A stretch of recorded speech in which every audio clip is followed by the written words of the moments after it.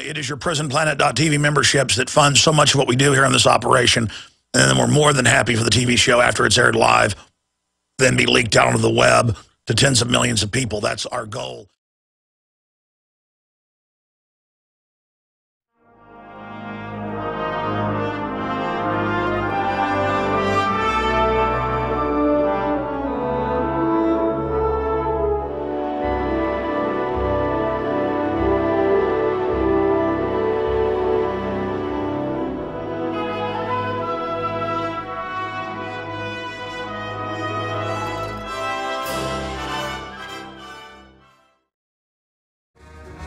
Welcome, friends. It is Friday, December 28th, 2012. This is Mike Adams sitting in for Alex Jones.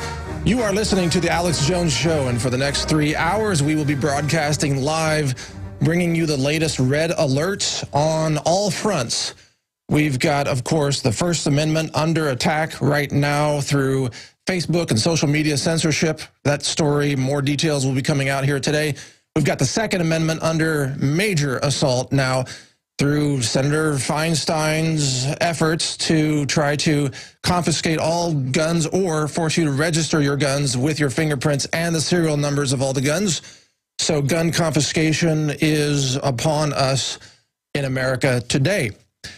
We've got Alex Jones himself will be in studio in 2.5 hours, but until then, we're going to be interviewing Lenny Magill, the founder of GlockStore.com in California, with his comments on gun confiscation, gun control, Senator Feinstein's, can you even call it a proposal? It's really just a piece of insanity.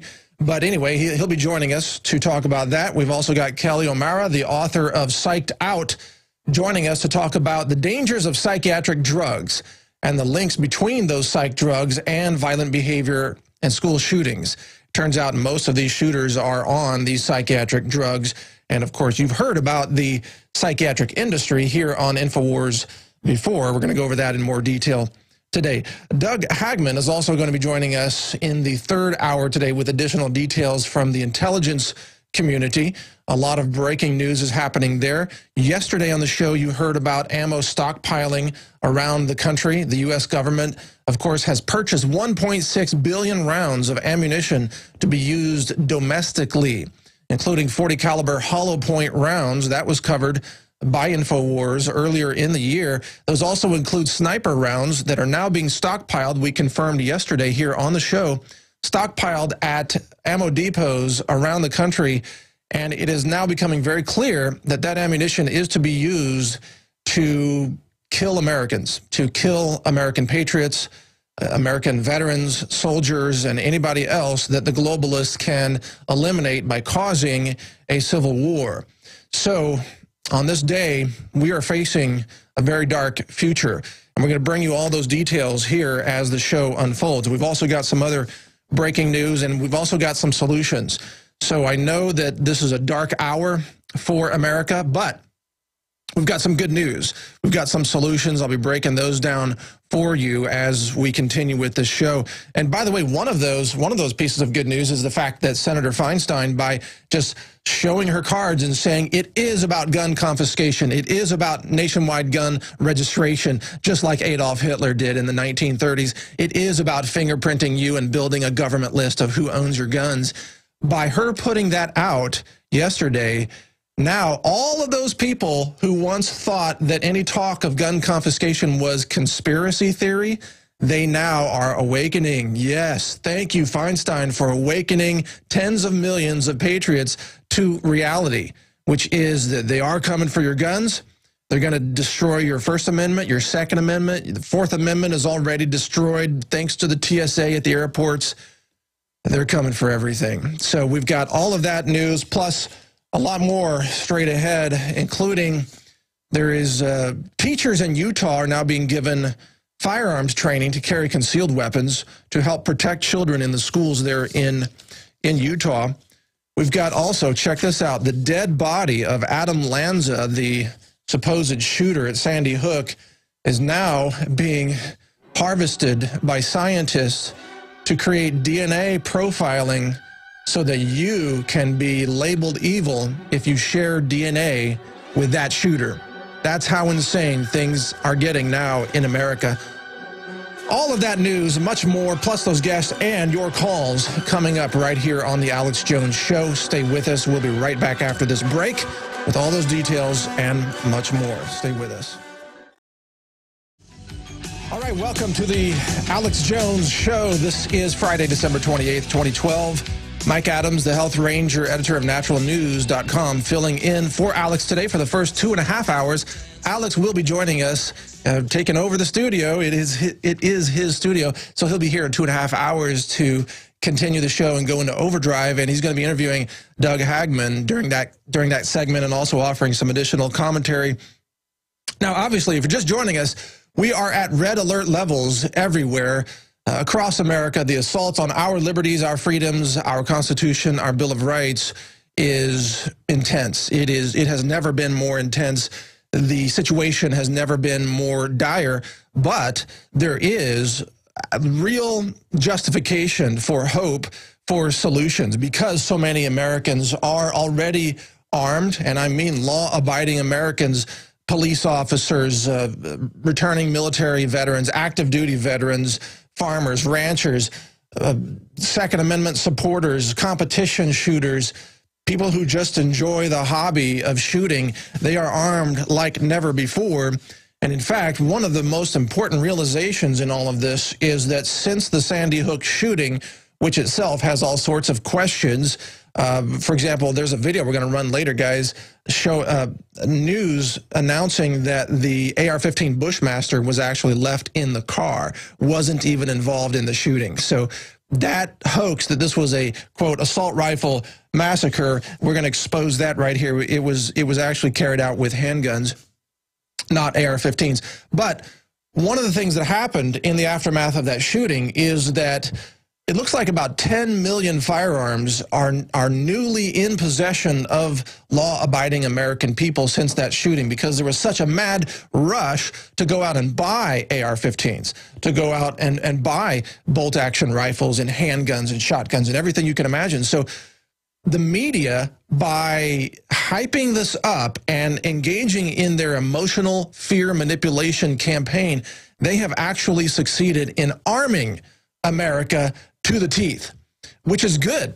It's good for patriots because it means more distribution of power, less of a risk of a monopoly of violence in the hands of the government alone. We've got more firearms in the hands of people and also ammunition. Have you noticed that you can't buy magazines or ammunition now just about anywhere? Try all the online websites, you know, Ammo to Go, Midway USA, Brownells, all the sites, Cabela's, you name it, they're all completely wiped out of virtually every piece of ammunition that existed in the supply line, which means that, and by my estimates, by the way, 10 million firearms were sold and 1 billion rounds of ammo were put in the hands of law-abiding citizens all across America. Now, the government, of course, has stockpiled 1.6 billion rounds of ammo over the last year or so. And that's been covered here on InfoWars. And most of those rounds are designated for domestic use against the American people. So now we know, thank you, Feinstein, for showing your cards. Now we know what that ammo is truly for. It's not a conspiracy theory to say they're coming after your guns. It's not a conspiracy theory to say that ammunition is being stockpiled to be used against the American people. We now know that that is fact because those are hollow point rounds. You can't use them in wartime. It's a violation of the Geneva Convention. They're mostly 40 caliber hollow points, which is not even used by most soldiers. They tend to use 9mm, for example, NATO sizes, NATO calibers. And they also include sniper rounds. So here's a cartoon that we just released last night, Counterthink cartoon. That's I'm the creator of that series. But the cartoon is called Guns Are Bad. Now, I know those of you listening on the radio can't see this, but you can, I believe this is posted on Infowars.com. But let me just describe it to you. It's got Obama standing on top of a massive pile, a massive mountain of firearms and guns and ammo boxes labeled DEA, TSA, ATF, D.H.S, and other agency names, and it's got Obama pointing down from his mountain of firearms, pointing down at a farmer holding a ranch rifle, screaming, "Guns are bad." So this cartoon, which obviously I encourage you to just share this, post it anywhere you want, get the message out there. This shows the hypocrisy of the government saying, well, you can't have guns. You, the people, can't have guns because we have them all. We want to have them all. We have 1.6 billion rounds of ammo. We have all the advanced weaponry and full auto firearms in the hands of government, even though most American citizens only own semi-auto firearms. So the government already has a great imbalance of power in that realm of firearms, but it wants to make that complete. Hence the gun confiscation. Now, do you guys have that video ready about that assault rifle being left in the car? All right, let's run that, because I want to get this point out there. This shooting in Sandy Hook was not carried out with a Bushmaster AR-15. It was carried out only with handguns. And why are there 4 handguns? Because there were at least 2 people, folks. I'm telling you, human beings don't have 4 arms unless you're eating genetically modified corn. You can't fire 4 handguns all at once. It's almost proof that there was more than one shooter involved. But let's go ahead and roll that video. It's only a minute and something. Go ahead. Let's take a look. Pete Williams, our Chief Justice correspondent, has got some new information as well. Pete, good morning. Matt, good morning to you. This continues to be a very complex investigation. NBC and there's News. A lot of contradictory information out there, but there is some new information this morning from a couple of federal officials and state officials. They say now that there were actually 4 handguns recovered inside the school, not just 2, as we were initially told. 4 handguns, and apparently only handguns, that were taken into the school. We knew that Adam Lanza, the man said to be the gunman here, also had a assault-style, AR-15 style rifle that he had taken to the school that was in the car he drove there, his mother's car. In the car. But we've been told by several officials that he left that in the car. We're also told there you go. That's all we need to hear. He left the AR-15 in the car. It was not used in the shooting. That right there from NBC News. And there you go. But that's never going to be talked about in the mainstream media ever again, because they've decided to go with the lone gunman theory and the AR-15 Bushmaster theory, so that people like Feinstein, the most wretched, evil witch to ever set foot on the floor of the U.S. Senate, in my opinion, so that she can then call for the mass disarmament of the American people, first starting with gun registration, and then, of course, inevitably ending up in gun confiscation. Now, there is a new petition that has been launched by InfoWars to try Dianne Feinstein for treason. Paul Joseph Watson has the story now posted on Infowars.com. The latest White House petition garnering attention demands that Senator Feinstein be tried in federal court for treason against the Constitution, for her role in introducing legislation that would go a long way to repealing the Second Amendment. Now, I'm not going to read the whole thing, but I urge you to go to Infowars.com. This is the top article, and you need to sign this petition. Don't be afraid of signing the petition thinking, oh, they're going to find out who we are. They already know who you are, okay? They've got all your tax records, all your property records, all your instant background NICS, FBI gun purchase records. They've already got that. Sign the petition, send a message. Now, obviously, they're probably, at least in this administration, never going to charge Feinstein for treason. But just having a lot of people sign the petition makes waves throughout the media. And if there is a collapse and a new society that comes out of it, perhaps a new society based on the Constitution, imagine that, then it is very feasible that people like Feinstein could be tried for treason, and that others who are involved in the deliberate destruction of the Second Amendment and the Bill of Rights could be arrested and prosecuted for their crimes against the American people and the Constitution. So this is not simply theater. This is a very serious issue.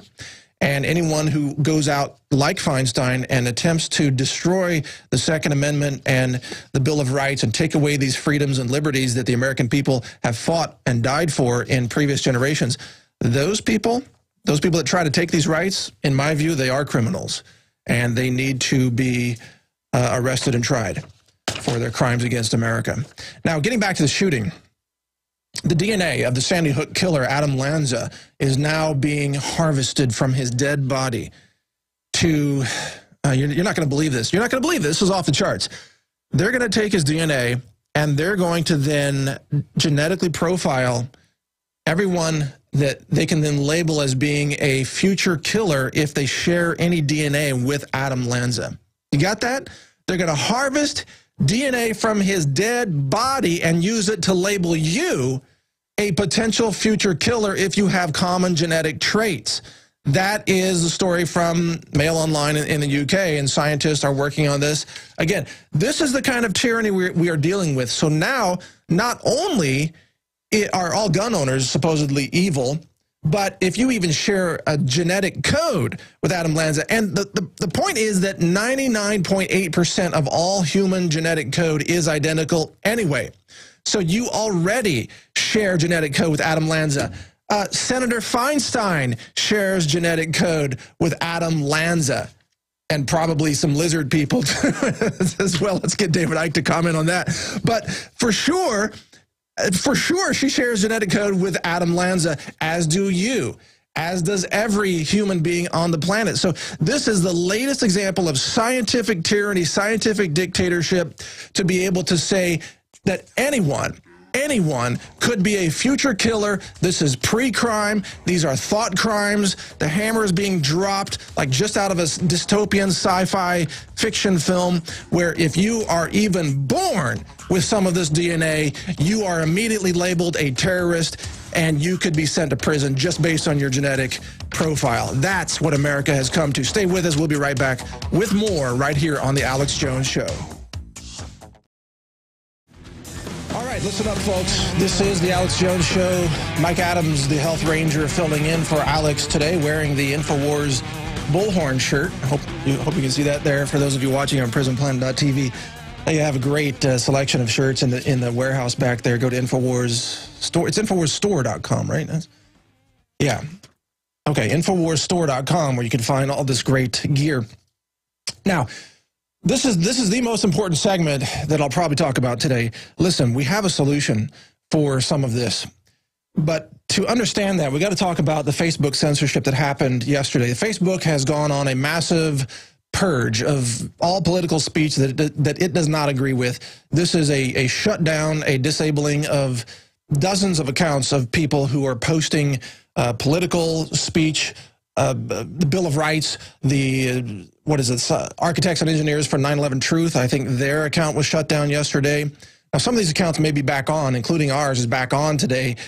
But we were given a final warning, too, after posting our Gandhi quote, which made news yesterday. Where's my Gandhi quote? Anyway, I'll find it. But the Gandhi quote, oh, you have it right there. Thank you. Here it is. We posted this picture of Gandhi saying this, quote, "Among the many misdeeds of British rule in India, history will look upon the act depriving a whole nation of arms as the blackest." And, of course, by that he means the darkest. This is not, it's not about color. That quote got us suspended on Facebook.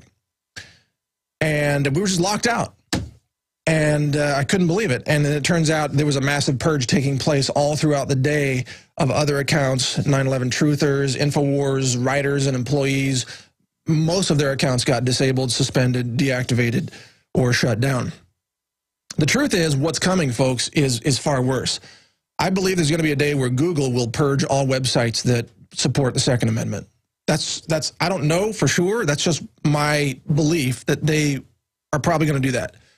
I believe that even Twitter, which has so far recognized free speech, may shut down the speech of those who advocate gun ownership, lawful, legal gun ownership, in the hands of law-abiding citizens who complete background checks. I believe that there is a massive crackdown. Domain names are going to be seized. DNS is going to be taken over by the UN. So there's a solution to that, and this is my red alert message to all programmers, to even hackers, even members of hacking communities that believe in liberty and freedom and underground information. This is my message to you. We need to build a peer-to-peer news and content distribution system without a centralized server. I've already spec'd out this project, and I can help oversee this project, and I can help promote it, and there is a revenue stream in it for anyone who can build this. It has to use port 80 traffic to look like regular HTTP web traffic. I'm not going to get too technical here, but I'm just throwing that out there. It has to, again, not be centralized, and it will have different channels. And all of the patriot and freedom-oriented websites and individuals will be invited to have their own channels on the system, including people like Steve Quayle, Doug Hagmann, Gerald Celente, Max Kaiser, and obviously InfoWars and Natural News and others in that same realm. Maybe even Drudge would want to use it. If you can build this, send an email to this address, p2p@naturalnews.com, okay? P2P, peer-to-peer. p2p@naturalnews.com. Get that email address out there. Send your contact information to us if you can build this or if you have a team who can build this. We can provide a small amount of seed money for this, but the real revenue stream will come when this is built and launched. Because, again, why is this a red alert? Why does this matter to everybody listening? They're going to shut down all the social networking of people who support the Second Amendment and the Bill of Rights and liberty in America. They are going to seize the websites. There will be a day, trust me, when Infowars.com will be seized and shut down. That day is coming. There'll be a day when Natural News will be seized and shut down. We must have an alternate method to be able to reach people without going through the UN-controlled domain name server system. This peer-to-peer technology is the way to do it. And look, I founded and grew a software company in the past to a multi-million-dollar company that even sold to many Fortune 500 companies. I know technology, I know how to build this, and I know there are people here in this studio right here in InfoWars who can help with this. Get the word out. Again, p2p@naturalnews.com if you can help build this system. Now with this, we will have an unstoppable, non-censorable channel to get out information even during martial law. We will be able to get the word out to patriots. We will be able to get the truth out even as the White House is spreading lies and the mainstream media is spreading lies, which is virtually all it does these days. This is the solution. We can make this work. Stay with us. Much more straight ahead here on The Alex Jones Show, including an upcoming interview with Lenny Magill from Glockstore.com about the gun control measures put forth by the wicked Feinstein. Stay with us. And we're back on The Alex Jones Show here on this Friday, broadcasting live, December 28th, 2012. This is Mike Adams, the Health Ranger, filling in for Alex. I got to change my nickname, guys, I think, because I pretty much just write about liberty now. I think I got to be like the Liberty Ranger or something. Health is great. It's a great topic. But if we don't have liberty, we don't have health. And this is something that even some of my own readers don't understand yet. Most of them do, but a few don't. Look, if you want to have health freedom, if you want to have farm freedom and food freedom where you can buy raw milk, let's say, without being arrested, or where you can say no to their deadly aluminum, MSG, mercury-laden vaccines without being arrested and forcefully injected at gunpoint, you got to have liberty, all right? Look, the Second Amendment is what makes possible every other freedom, including health freedom, medical freedom, food freedom, farm freedom, everything. So I'm gonna have to get a new nickname, I guess. Liberty something. All right, other news. Well, first of all, if you're just joining us, sign the petition to try Dianne Feinstein for treason. All right, that's up on Infowars.com right now. This creature, who is an admitted enemy of America, an enemy of the United States Constitution and the Bill of Rights, she is following in the footsteps of Adolf Hitler, probably her role model, to start with gun registration, and then once the government has a list of everybody who owns a gun, they will of course have gun confiscation. Because you know how this will work? It's very simple. First of all, when this is being debated in the Senate, and that's coming up, they will simply stage another school shooting during the debate to drive home the votes. That's easy for them to do. Pull off another stage shooting or another staged bombing of a government building like Oklahoma City. And then everybody will vote for the gun registration law. So then all the Americans who are running around on this guilt trip because suddenly they feel guilty for the actions of one lone nut somewhere, which wasn't even probably his doing. It was probably a government group that did it. All these people will go ahead and register their guns and their serial numbers and their home addresses. So then the government will have this massive list. Oh, here's a list, a big database of everybody who owns a gun and exactly where they live and exactly what they own. Well, then the government will stage another shooting. And at that point, people like Michael Moore, the self-propelled food processing slug, will say, oh, we already have a list of all the gun owners. Let's just have everybody now turn them in. Gun confiscation. And anybody who doesn't turn them in will just be labeled a terrorist. And there you go. That's how it happens. That's how it happened in Australia. That's how it happened in Ireland. That's how it happened similarly in Nazi Germany. And that's what's slated for America. But going against that, now helping to resist some of that madness, is none other than Sheriff Arpaio, who is, of course, famous for investigating Obama's fake birth certificate. It's such a bad forgery. It's so bad. If I applied for a bank loan and submitted a document with that level of bad forgery, I would be arrested for a felony document forgery crime. Believe me, it is so bad that the American people can't see that is just amazing. But anyway, Sheriff Arpaio is sending an armed posse to protect schools.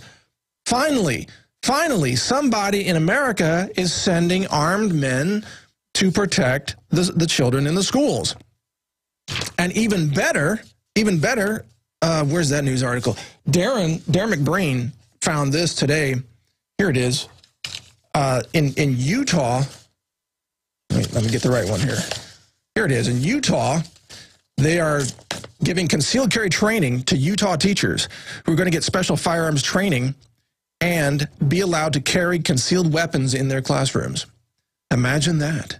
Imagine being able to shoot back. Oh, my goodness. Look, the truth is, these school shooters, even when they are actually, young kids who've been doped up on psychiatric drugs and who've been playing too many video games, and they go in and actually shoot people, even when that happens, these kids commit suicide the minute they see somebody with an armed defense. They shoot themselves the moment a cop appears.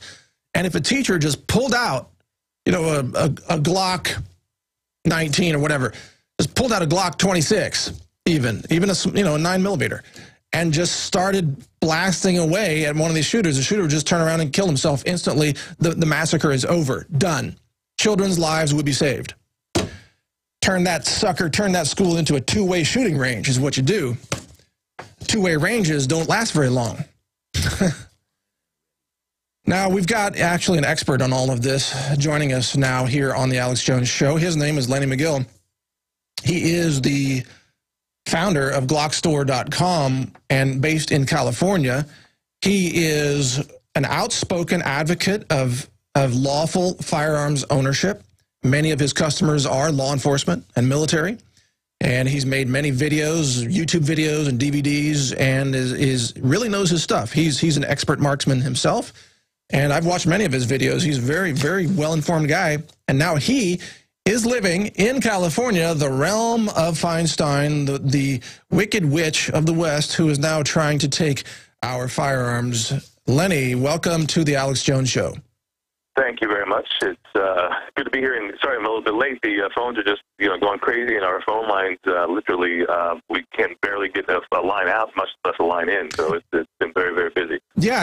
I figured that was the case. Our producers were trying to get a hold of you and couldn't get through. But now that you know what's going on, well, first of all, tell us, what are people calling you? What are they hammering you with today? What are all the calls about? Everybody's in a panic situation to try to buy a firearm and or a high-capacity magazine now, before anything happens, before any legislation comes about. So, in essence, what they've done, this government regulation is done, and hopefully you can hear all that. But hopefully they're stimulating, all these people who always thought about buying a gun, always thought about it, but never really did until now the government says, oh, you can't have one. Yeah, so the sales are just off the charts. That's absolutely true. I remember, you may not even know, I'm a customer of your store. I actually purchased a Glock from you many months ago, and even then there was quite a wait time just because you do a lot of custom work. But what happened after the media started calling for gun grabbing? What is your wait time now if somebody tries to order a custom Glock from you today? Well, we sell them both as a normal gun, just the standard gun itself, and then we also do the custom work to them as well. The standard guns, we still have a fair supply of those. They are running very tight, so we can usually ship those out within 2 to 3 days. The custom guns are anywhere from 4 to 6 or 8 weeks. Oh, well, that's not bad these days, because I was talking to a gun shop here in Texas the other day, a gun manufacturer, very well known. Well, I'll just tell you, LaRue Tactical. Sure, yeah. Great, really high-end firearms. And I was asking them what was their wait time on firearms that were ordered, last week. And they told me, our only promise is that we're going to try to get all of the 2012 orders fulfilled by the end of 2013. Yeah, no, the sales numbers went off the charts literally last week, and the phone has not stopped, and the orders have not stopped. So, this pending legislation is creating a panic and a panic buying spree that we've never seen before in the industry. Well, it's actually even achieving another form of gun control, because right now the wait time for a rifle is probably 6 months. I mean, effectively. Yeah, it's unfortunate. This is the challenge with this whole legislation is, if anything really does come to pass and new laws are enacted and draconian laws, not much less, they're going to create this amazing, unbelievable, sinister black market for the same products. It's not going to go away. And it's going to create more crime and more criminals, and everybody's going to be a criminal one way or another. Yeah, it's like prohibition, but against guns. Yeah, you're only going to create a black market. You're going to have more violence, just like the Mexican drug gangs with the marijuana criminalization. I don't really even know where you stand on that issue, but the drug war has not been successful, and it's turned a lot of innocent people into criminals and filled the prisons. Well, and a lot of people have died, and it certainly hasn't decreased demand and or availability in a sense. Really, it's a terrible shame. And this is what's going to happen with the same thing with these laws. They think they're going to pass it. They think it's going to really do something. That's not even the problem with this whole thing. It's such an oppressive government action. First we're faced with taxes, and then all these. California this year in 2013, there's 800 new laws.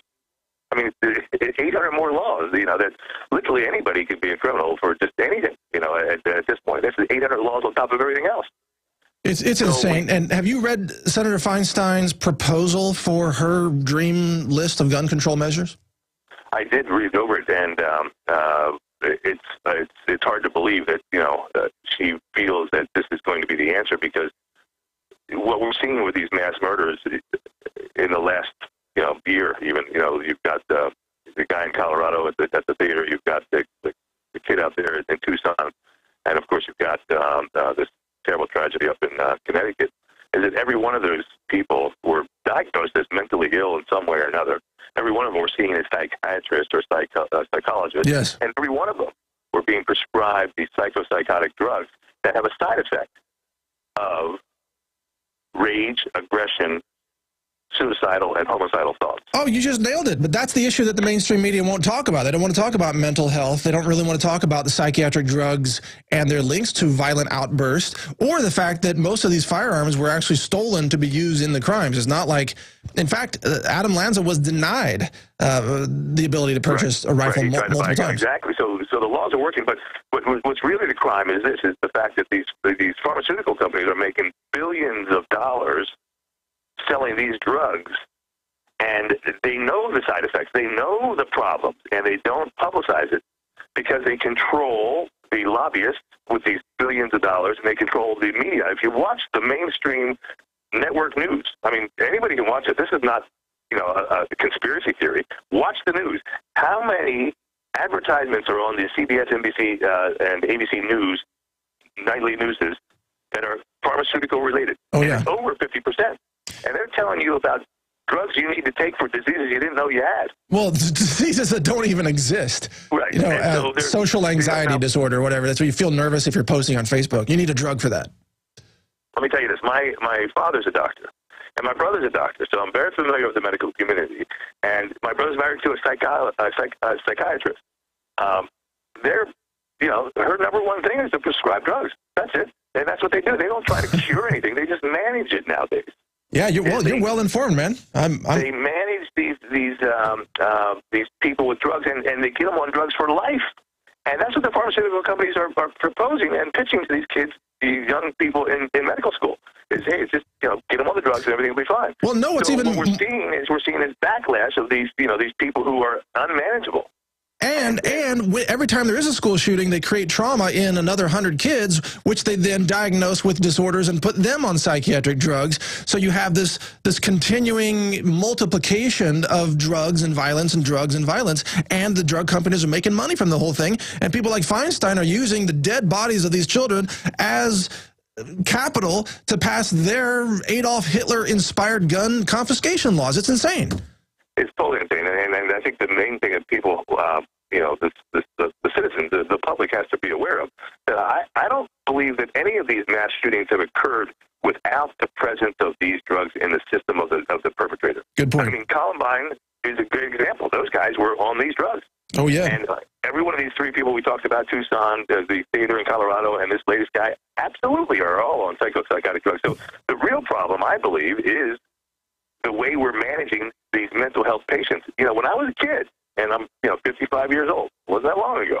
When I was a kid, there were state hospitals that they put these people into to get them away from society so they wouldn't injure or interfere with society, the people in society, and they would also protect themselves. No, they want them running loose now because they can use violence to achieve their political agendas.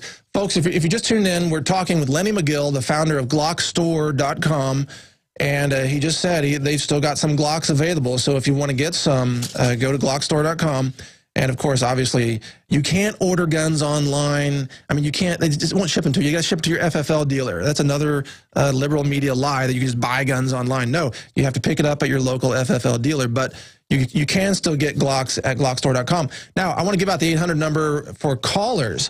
And Lenny, I hope you're up for taking a few calls and questions. Let me give that number out, 800-259-9231. Again, 800-259-9231. So go ahead and load up the phone queue, guys. When you can do that, let me know. And, oh, I see the board right here. So, Lenny, yes. What is the mood now, the people that you're talking to there in California, what is the consensus of this Feinstein gun control measure, and what level of support or resistance is there to it? Well, obviously it's pretty early to tell, but I would say this, that yesterday in our retail store, we have a retail outlet here in San Diego, we were, you know, 5 deep. A friend of mine called me from Pasadena, and he was at Turner's Outdoorsman, who was another big retailer, and he said, hey, I'm waiting in line. I've been here for 2 hours waiting to talk to someone. Wow. And he's, you know, this is a retail store. Now, obviously, just imagine that, you know, that you're waiting in line for 2 hours at a retail store, and the counter is right there, and there's 12 people in front of you, and everybody's got questions, and he's in line for 2 hours, and he's trying to buy an AR-15. And he said, you know, he called me. He said, do you have anything? I said, no, all of our AR-15s are sold out. He said, what should I do? I said, well, if you buy the first one you see, because there's just not any available. So yeah. The mood is panicking. The mood is frenzied. As far as what we can do as citizens, this is the challenge, because, you know, you really have a small group of people dictating legislation upon us that really are not. You have to ask yourself: are they looking out for the big picture? Is this a knee-jerk reaction to this, you know, tragedy up in Connecticut, or is there a sinister side of this that we don't even comprehend, because we can't imagine that our elected officials would be sinister? I can imagine that pretty easily. That's, you know, I mean, because in reality, you know, I mean, this is the first step. The disarmament of the people is the first step to control and control people. And so, you know, then you look at these tax things that are happening right now, the fiscal cliff and all this other stuff, and you have to ask yourself, what's going on here? I mean, what's at play? Because the government feels like that your money is their money, and that they decide that they can give you a little bit back. And you know, that doesn't make sense. It's all well, of course, it's total hypocrisy. Plus, Senator Feinstein, she's got her own armed guards, and all of these people have their own armed guards. Hey, Obama's children go to school in a school with 11 armed guards. That doesn't even count Secret Service. And Obama's now even on the record saying he wanted to become president so that his daughter could be surrounded by men with guns. So why do they need? Understand that, you know, and that's the total, you know, hypocrisy of that. Of course, the president, you know, children should be surrounded by armed guards. Obviously, that's good. All right, Lenny, stay on the line with us, Lenny. We got to go to break, but we're going to come back and take calls. We've got Larry, Sean, Baron. I remember his name. He called before. Coming up after this break, so stay with us. We'll be right back with more calls for Lenny Magill from GlockStore.com. More questions and comments on gun control in America. Stay with us. All right, we're back here on the Alex Jones Show. Thank you for joining us live on this Friday, December 28th, 2012. This is the Alex Jones Show, and we're interviewing Lenny Magill of GlockStore.com. And this is Mike Adams filling in for Alex, obviously. This is... But hey, Alex is here, and he will be joining us at 1:30 Central Time with a major announcement. So a very big announcement. So stay tuned for that. You don't want to miss it. Alex will be right here in the studio at that time. He'll also be interviewing Doug Hagmann at that time. Fourth hour overdrive. Ah, here he is popping in. Fourth hour overdrive. All right, awesome. Good to see you, Alex. I never see Alex because when I'm here hosting, he's not here. So it's good to actually see you, man. Anyway, Lenny, you still on the line with us? Yes, I am. Okay, good. Let's go to Larry in Michigan, who's been holding. Larry, we don't screen your calls, but go ahead, sir, with your question for Lenny Magill on, hopefully, on gun control. Well, it is. And I want to know, do you guys think this is another Fast and Furious deal? This over on the East Coast, they give out the name of weapon holders and name and address, so people can go break into their house, steal more guns, and, you know, that's another reason to take our guns away. Yeah, that's true. They're treating gun owners almost like child predators or something, and posting them on the internet. What are your thoughts, Lenny? Well, yeah, that's a disturbing fact and trend is to paint a gun owner as a nut or as a crazy person or as a you know, a psycho lunatic type, you know, and which is quite the opposite. You know, I mean, we see nowadays the type of people who are buying firearms are women in their 50s, judges, lawyers, doctors, you know, professional people, construction workers. I mean, it's across the board. It's not the stereotype of the guy in camouflage fatigues buying a firearm. You know, that's over. You know, people buying firearms are mainstream, normal, family people who want to be able to protect themselves against the hordes of people who will be storming their doors when the government checks stop going to them. Oh, yeah, it's moms and grandmas and aunts and uncles, too. A lot of women are buying guns today. Are you seeing that, too? That's exactly what we're seeing, and we're getting calls from people, you know, who never had a firearm before and say, you know what, I want to get one now, and now's the time. I want to do it right now. And you know, the secret is, in the liberal community, the secret is most liberals want guns for themselves. They just don't want guns for everybody else. Well, they have them for themselves. They do have them, yeah. Guns. She has them registered to her. I mean, it's a fact. You know, she has guns. It's just that, oh, well, you know, I'm more responsible than you are. That's what she's saying. Yeah. Well, hey, she's got, I guess, the genetic code granted by the globalists or something. Maybe she's got royal blood or you know, reptilian blood circulating through her veins. There you go. That's a scary thought. But here's something I think we need to put on the table right now. The only way to get out of this mess is to call for term limits for all offices. We need to limit the amount of time these people spend in these powerful positions because power corrupts. Yes. And we're all human. And so that's what needs to be done. We cannot let these people be lifetime politicians and become perverted in their thoughts and their ways. And that's exactly what we're seeing in Feinstein, and exactly what we're seeing these, you know, Dick Durbins and all these other career politicians.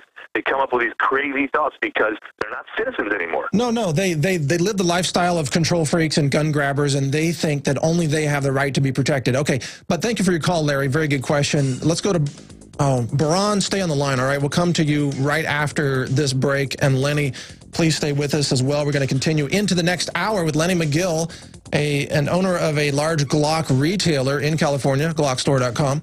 This is Mike Adams filling in for Alex today, who will join us at 1:30 with a major announcement here on the Alex Jones Show. So don't go away and don't miss that announcement. Come right back. We've got a lot more straight ahead right here on the Alex Jones Show. Welcome back. We are into the second hour. Thanks for joining us here on the Alex Jones Show. This is Mike Adams filling in. And we're on the phone with Lenny Magill, the owner of glockstore.com, and we've got callers on the line. The topic of discussion today is, of course, gun control, the Second Amendment, the Bill of Rights, and are we going to let elitists like Senator Feinstein, who has her own concealed handgun, tell us that we can't have concealed weapons because we're the little people?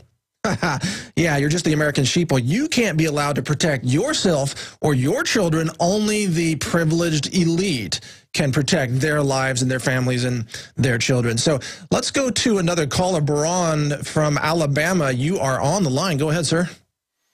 Thanks for taking my call. I called the last time that you were in hosting. Yes, I remember. And did I get your name right this time? Yeah, I appreciate that. Awesome. I run WTFRLY.com.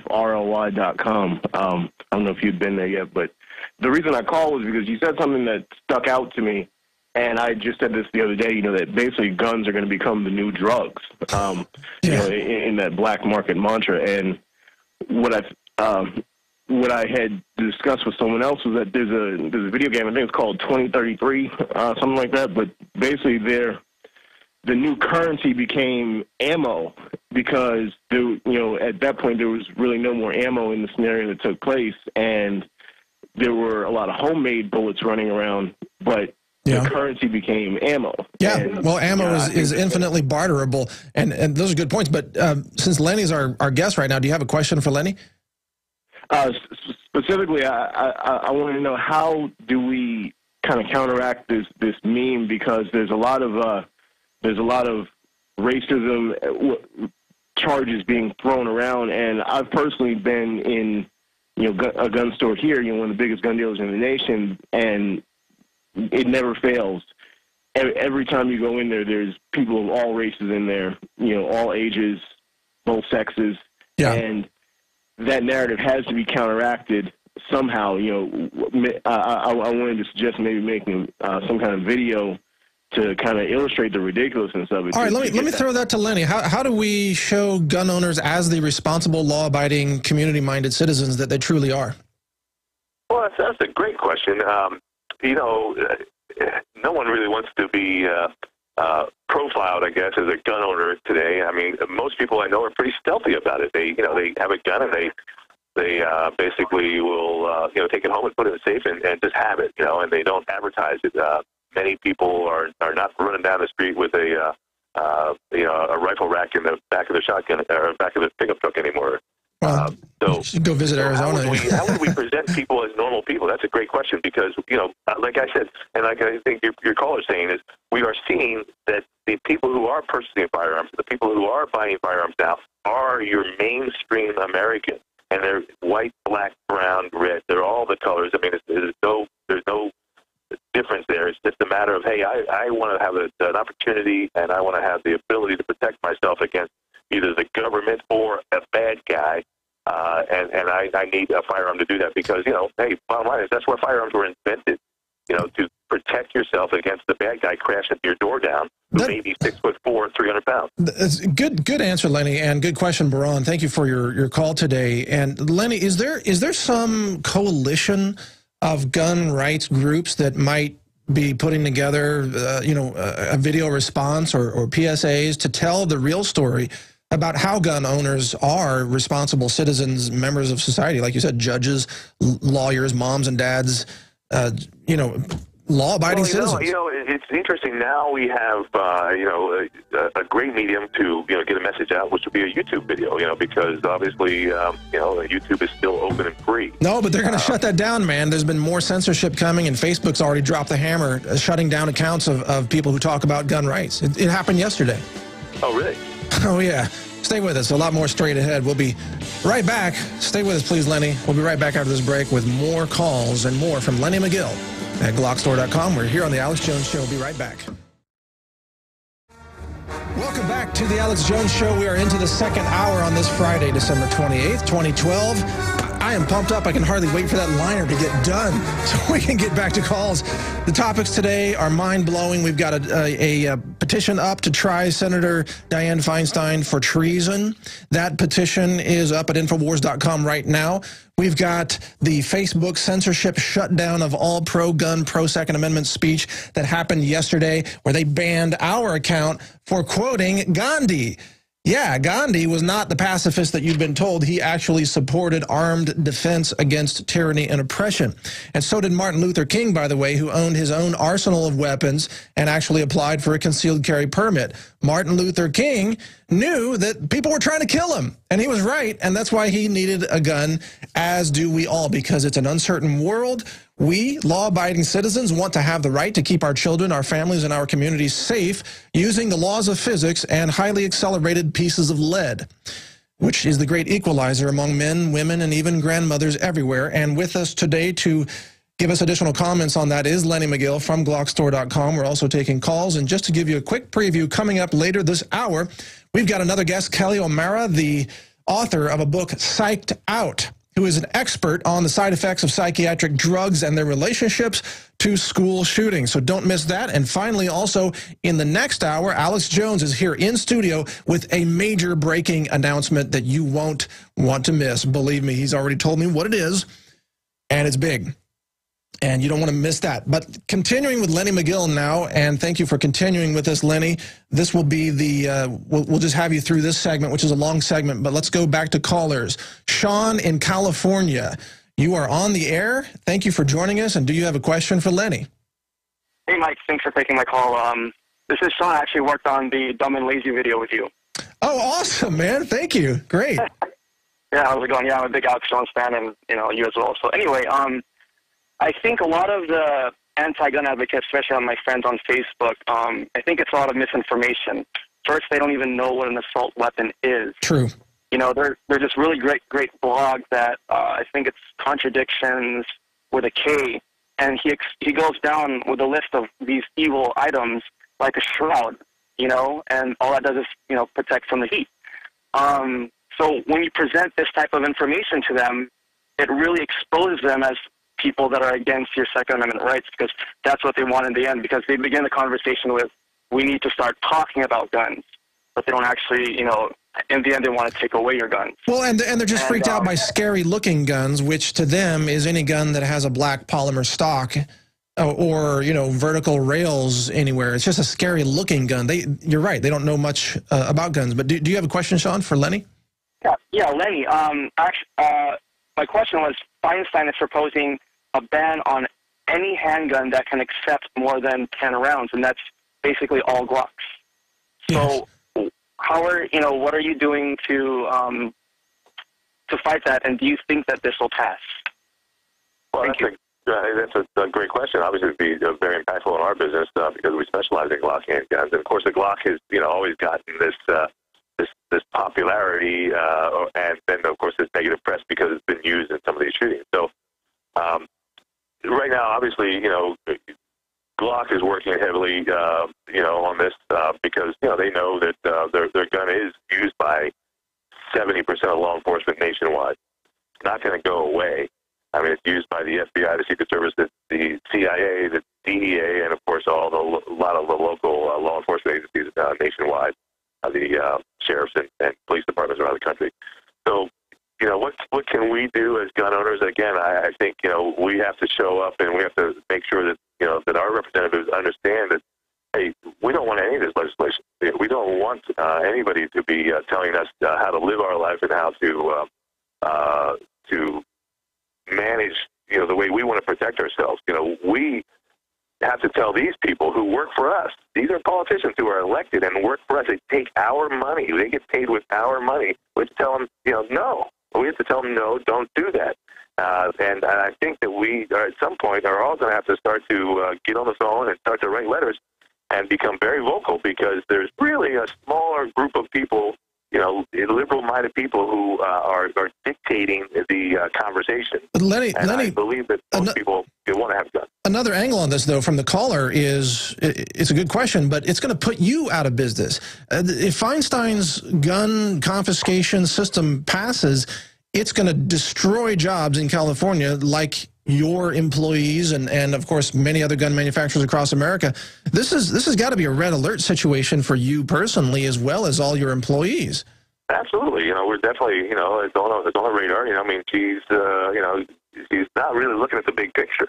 You know, it's a knee-jerk reaction to say that, look, I did something, you know, that's going to help those children in Connecticut, and in reality, that's not true. It's totally not true. The best way to help those children in school is first take down those silly signs that say gun-free zone, which are advertising them as basically child shooting preserves or something. It's ridiculous. Do these gun grabbers actually think those signs are magical? that have some magical power?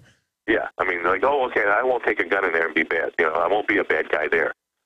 You know, and again, you know, we really, you know, have to get back to the motivation and the mindset of these shooters and say, well, what made someone do that? Why would they do that? And no normal person would do that, right? We all agree that this is not a normal thing. Yeah. And again, we have to realize that every one of them have been prescribed pharmaceuticals, psychopsychotic drugs that change their personalities and increase the aggression and homicidal, suicidal thoughts. You got it.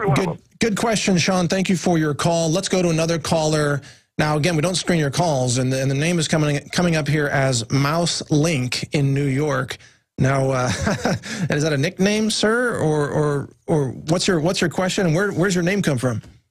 That's my Twitter handle. Got it. Yeah, fighting the info war on Twitter. Hey, so I'm not really a big gun guy, and I follow technological issues primarily. And one of the things that I've been seeing a lot out there these days is this personal manufacturing movement called 3D printing. Are you guys familiar with this? Yeah, you bet. Desktop fabrication, Yeah, and so what I'm starting to see is the miscellaneous blog or video out there about people who are basically manufacturing their own gun parts. And so what I did this morning is I sent a tweet to Senator Feinstein, and I basically asked her about her assault weapons ban and how she planned on dealing with 3D printing. And I was wondering, from somebody who's in the gun business, just kind of what your thoughts are on that and how that could change things and how, you know, potentially that could circumvent any kind of legislation like this, couldn't it? Yeah, good question, caller. But before you answer that, Lenny, let me just also state, so far that technology obviously can only render 3D polymer objects, not the metal parts that are needed in guns. But that could, of course, be something that advances in the future. But go ahead, Lenny. It's a legit question. Yeah, I've actually seen those 3D printers in action. And just for your callers who don't know what it is, it's basically it's a laser device that goes in and off a computer program, and it will cut like I said, plastic into shapes and models, and it's come a long way, really, in the past 5 years.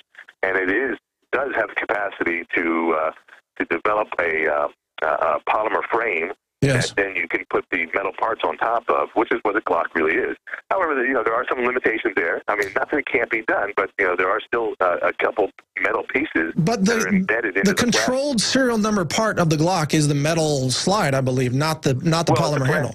It's the polymer slide. It is? It really is? That's what... Hold on. The polymer frame is the look at mine over here. The frame is the gun, and everything else is a part. Wow, that's interesting. So, okay, so with an AR, obviously the receiver is normally the serial numbered part. That's metal. You can't make that with desktop manufacturing, but with a Glock... Well, that is actually an aluminum part. The receivers are aluminum, and they are, you know, either come in a billet or come in into a forging, and then they're just drilled out. And basically, so it's a fairly simple process with a machine, you know, shop that can make these things. So it's not really impossible to make these guns. But I think the big answer is going to be that they'll just pass more laws to say it's illegal to manufacture a gun using additive manufacturing, which is what these desktop 3D printers really are. Well, yeah, and the problem is, again, they're going to pass more laws and more laws and more laws, and everybody's going to be a criminal at any time. That's right. And the government can say, you know what they're going to do? They're going to say, we don't agree with your politics, and by the way, you broke that law, you're going to jail. Yep, that's right. And that's exactly what this whole thing's about. Is that everybody's a criminal, and if we don't like you, you don't agree with us, you don't go along with us, or you're too vocal, or you're too this, we're going to put you in jail. Oh no, they'll probably put everybody in jail. They'll outlaw the vector 3D printing file. So even if your computer possesses the file that could be used to print out let's say a Glock frame, then all of a sudden you're a felon. All right, everybody's a felon. Everybody can go to jail based upon the whim of the supreme leader. Good question, Mouse Link. Really, really good question. Very relevant to what's happening here today. Let's go to another caller, Joseph in Arizona. Joseph, you are on the air on national radio with Lenny Magill. Go ahead, please. Yeah, how you doing, Mike and Lenny? Hey, doing good. Yeah, hi. Actually, I want to thank Lenny for putting out a lot of videos in the 90s. I actually learned a lot. He was the gun video guy before Magpul guys and James Jager and all of them. But the main reason why I'm calling is I've seen him in at SHOT Show videos on YouTube, so I know and as an industry person, I know he regularly attends. All right, only a few seconds. Go ahead with your question, please. Yes, the question is, I want to call this the Ronnie Barrett option.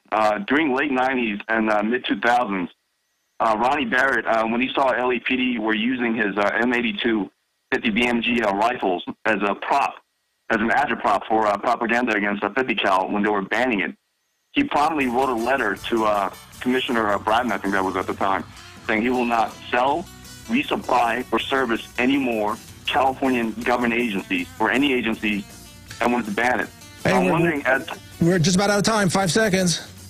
Yeah, I'm just wondering if there'll be any move at the SHOT Show to get a lot of industry personnel to sign on to forbid sale, service. All right, Lenny, you'll have to answer that question on the other side. Can you stay with us one more segment, please? We'll be right back. All right, welcome back. We are here on the Alex Jones Show. This is Mike Adams filling in for Alex today. Thank you for joining us. We're continuing our conversation on gun control with Lenny Magill, the founder of GlockStore.com. And we just took a question from a caller.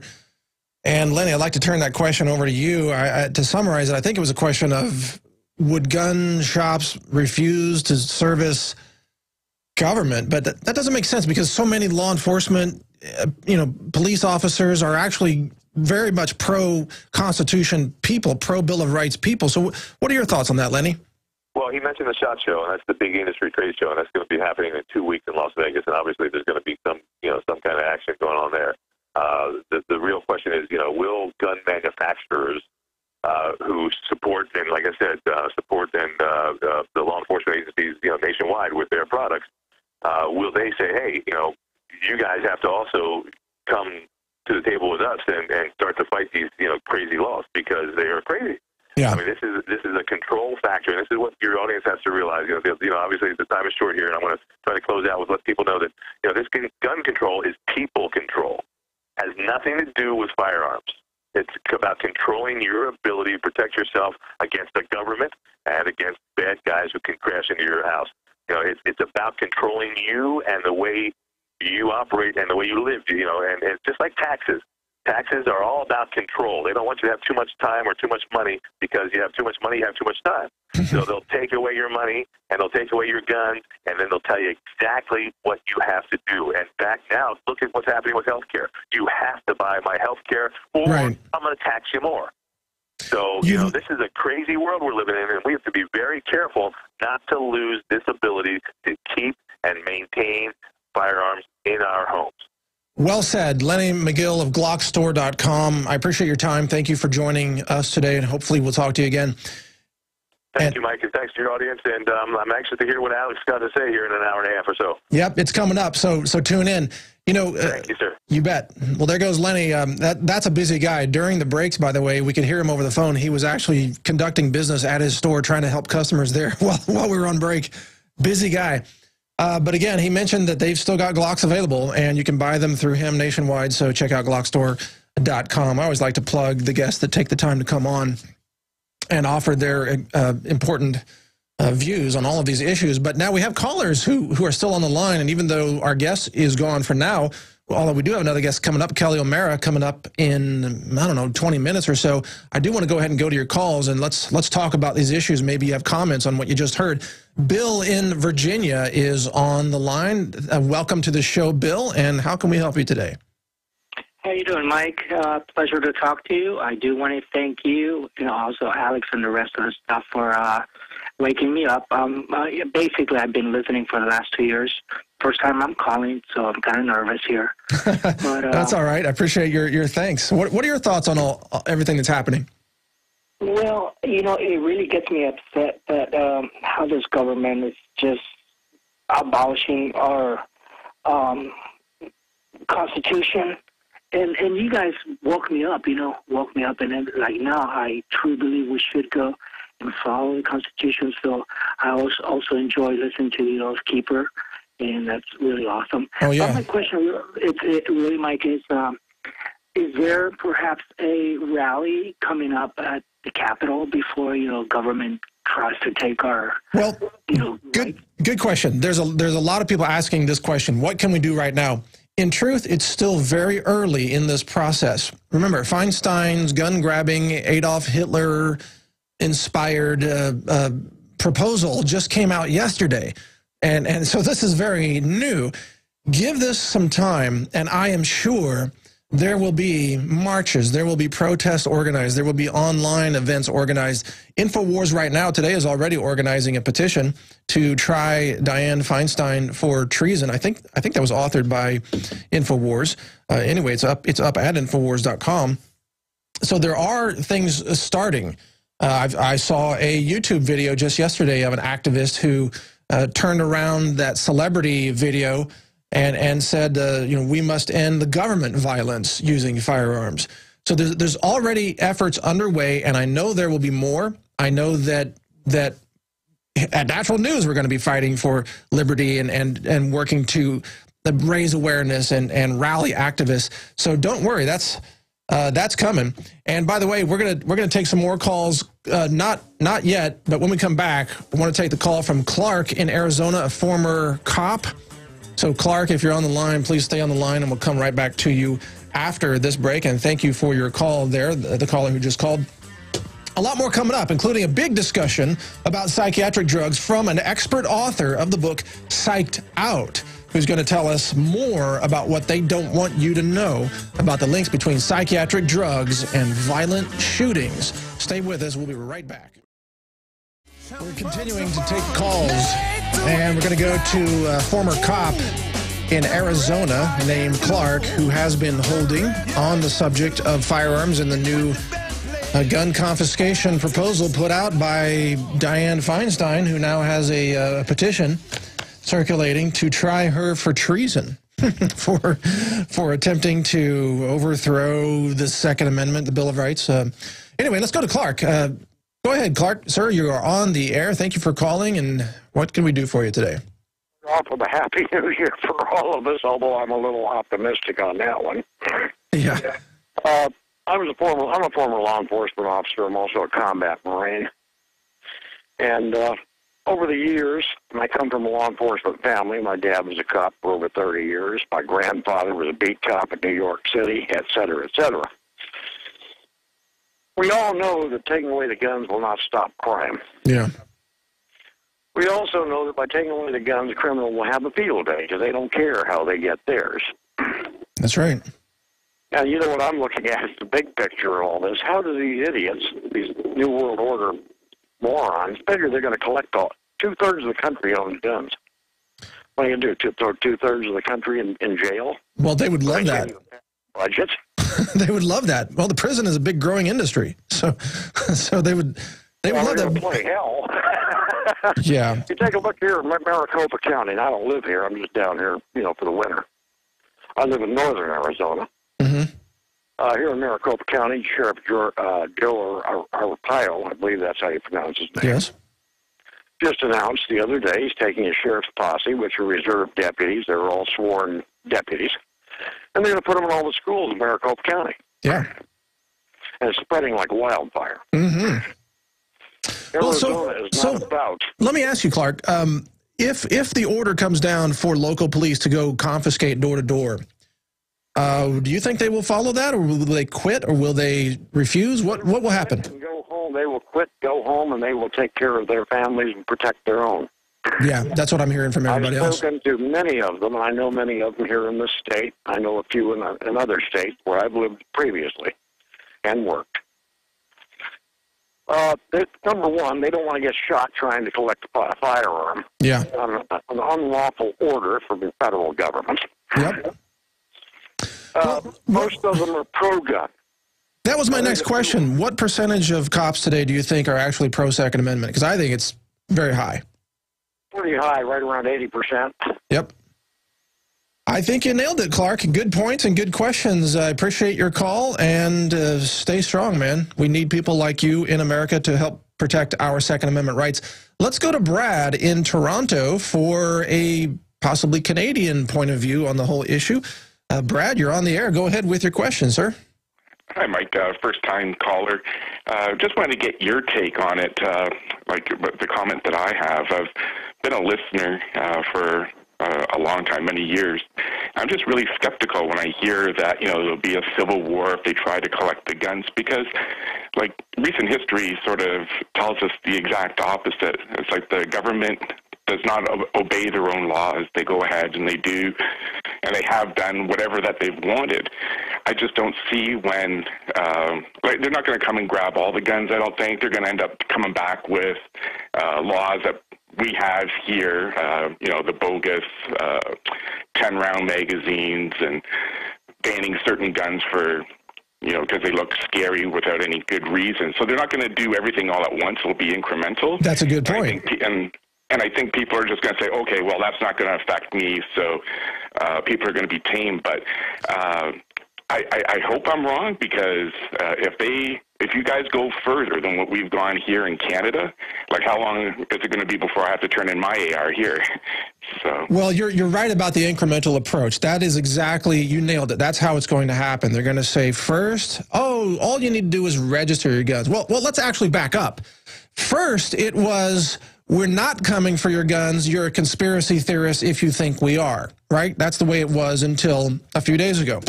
Now it's, we are coming for your guns, but you really only have to just register your guns.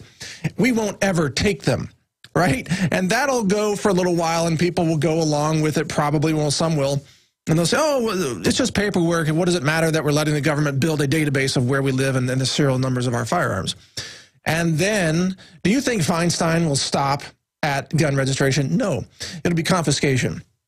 They will stage another shooting, and then they will say, well, we already have a list of everybody who owns the firearms. Let's just go take them. So you're right, sir. It will be an incremental confiscation end-game result.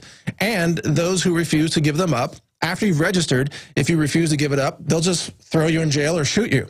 They'll just execute people right there on the spot. But a good call. Thank you for your call. And I want to mention, too, the guys running the board there, we do want to get Kelly on the phone as soon as possible and go ahead and get into the psychiatric drug interviews. But until then, let's continue. All right, great. Let's continue to take some calls.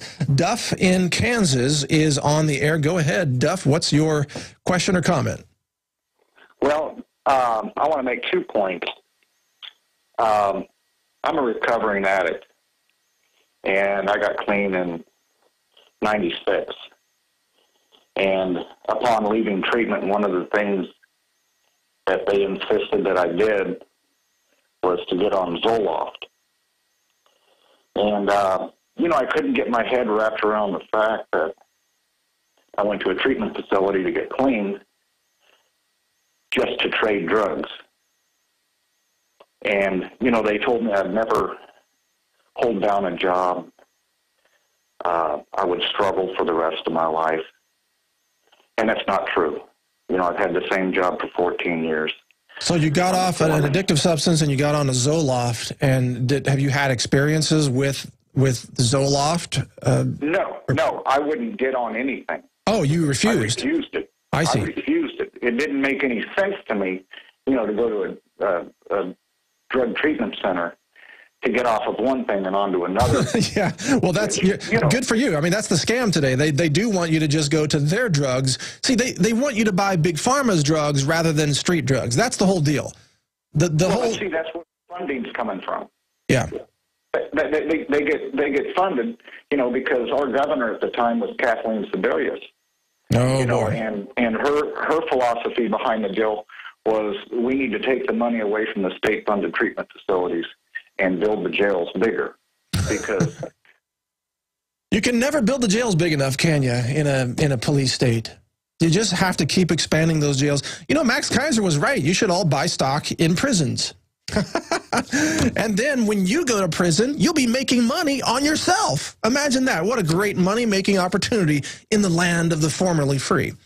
Well, thank you for your call, sir. That's a good point. And that does segue actually into our next segment, where we have a guest, an expert on psychiatric drugs. Her name is Kelly O'Meara. She is the author of the book called Psyched Out. She's an investigative journalist, and she was actually one of the first to expose the link between school shootings and psychiatric drugs in her 1999 cover story, Guns and Doses. And she writes for Washington Times and Insight Magazine and other publications. She joins us now by phone. Thank you, Kelly, and welcome to the show. It's a pleasure to be with you, Mike. It's great to have you on. I hope you are buckled in and ready for an interesting hour of comments and calls. Yeah, it should be interesting. Well, let's start from the top. Tell us, what do you know through your investigations and research? What is your knowledge of the real link between psychiatric drugs and school shooters? Well, as you just said, I was actually the first national reporter to put out a cover story on this, Guns and Doses, and it was right after Columbine.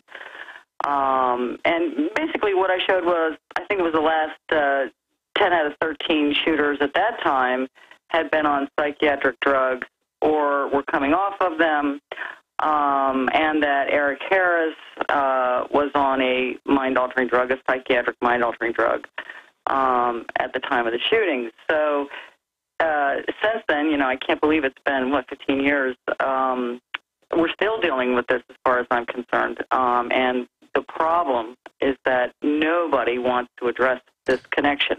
Yeah, isn't that interesting? The mainstream media, of course, is largely funded by the drug companies and their psychiatric drugs. So it seems to be unwilling to really cover this story. Have you seen resistance in the media to your covering of it? For example, have you ever pitched stories to mainstream magazines and they said, no way, we won't cover this because of our advertisers? They never tell you it's because of advertisers, no. What do they say? Well, they just turn it down. There's randomly deleted. Yeah, that's the life of a journalist, though. Yeah. But, you know, I mean, I look at it, and I've done enough research. I wrote a book about it. The connection is definitely there.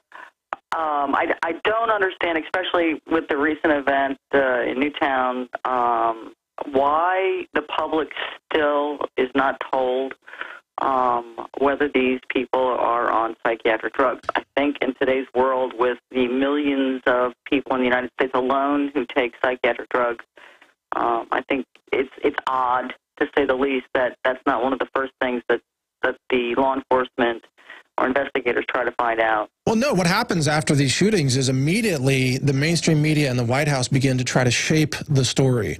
And they try to shape it to, for example, to say, oh, it was an AR-15 Bushmaster, even though that was actually left in the guy's car. It wasn't even brought into the school. We just learned that, you know, that's a fact that they won't talk about.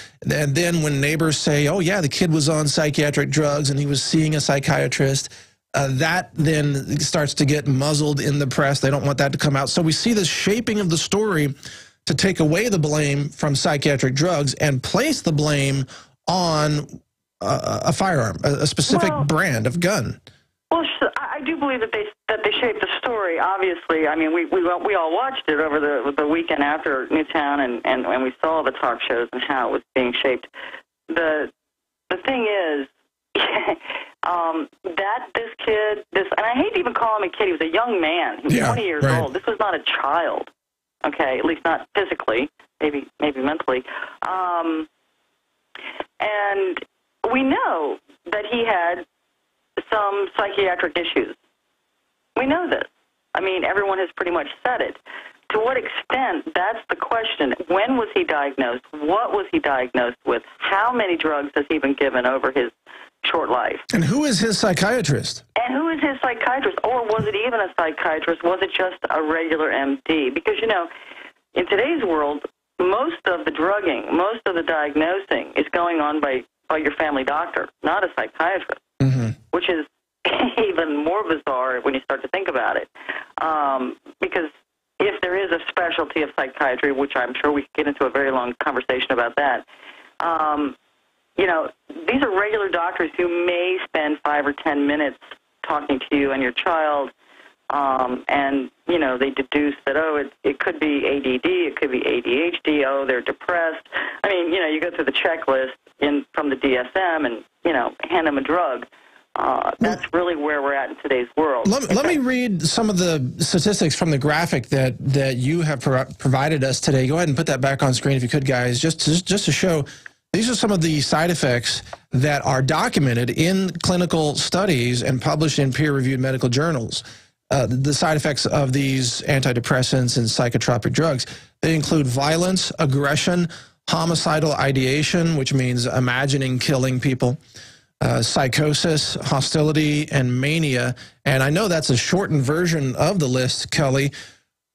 Right. Oh, totally a shortened list. But those are the most important things to look at.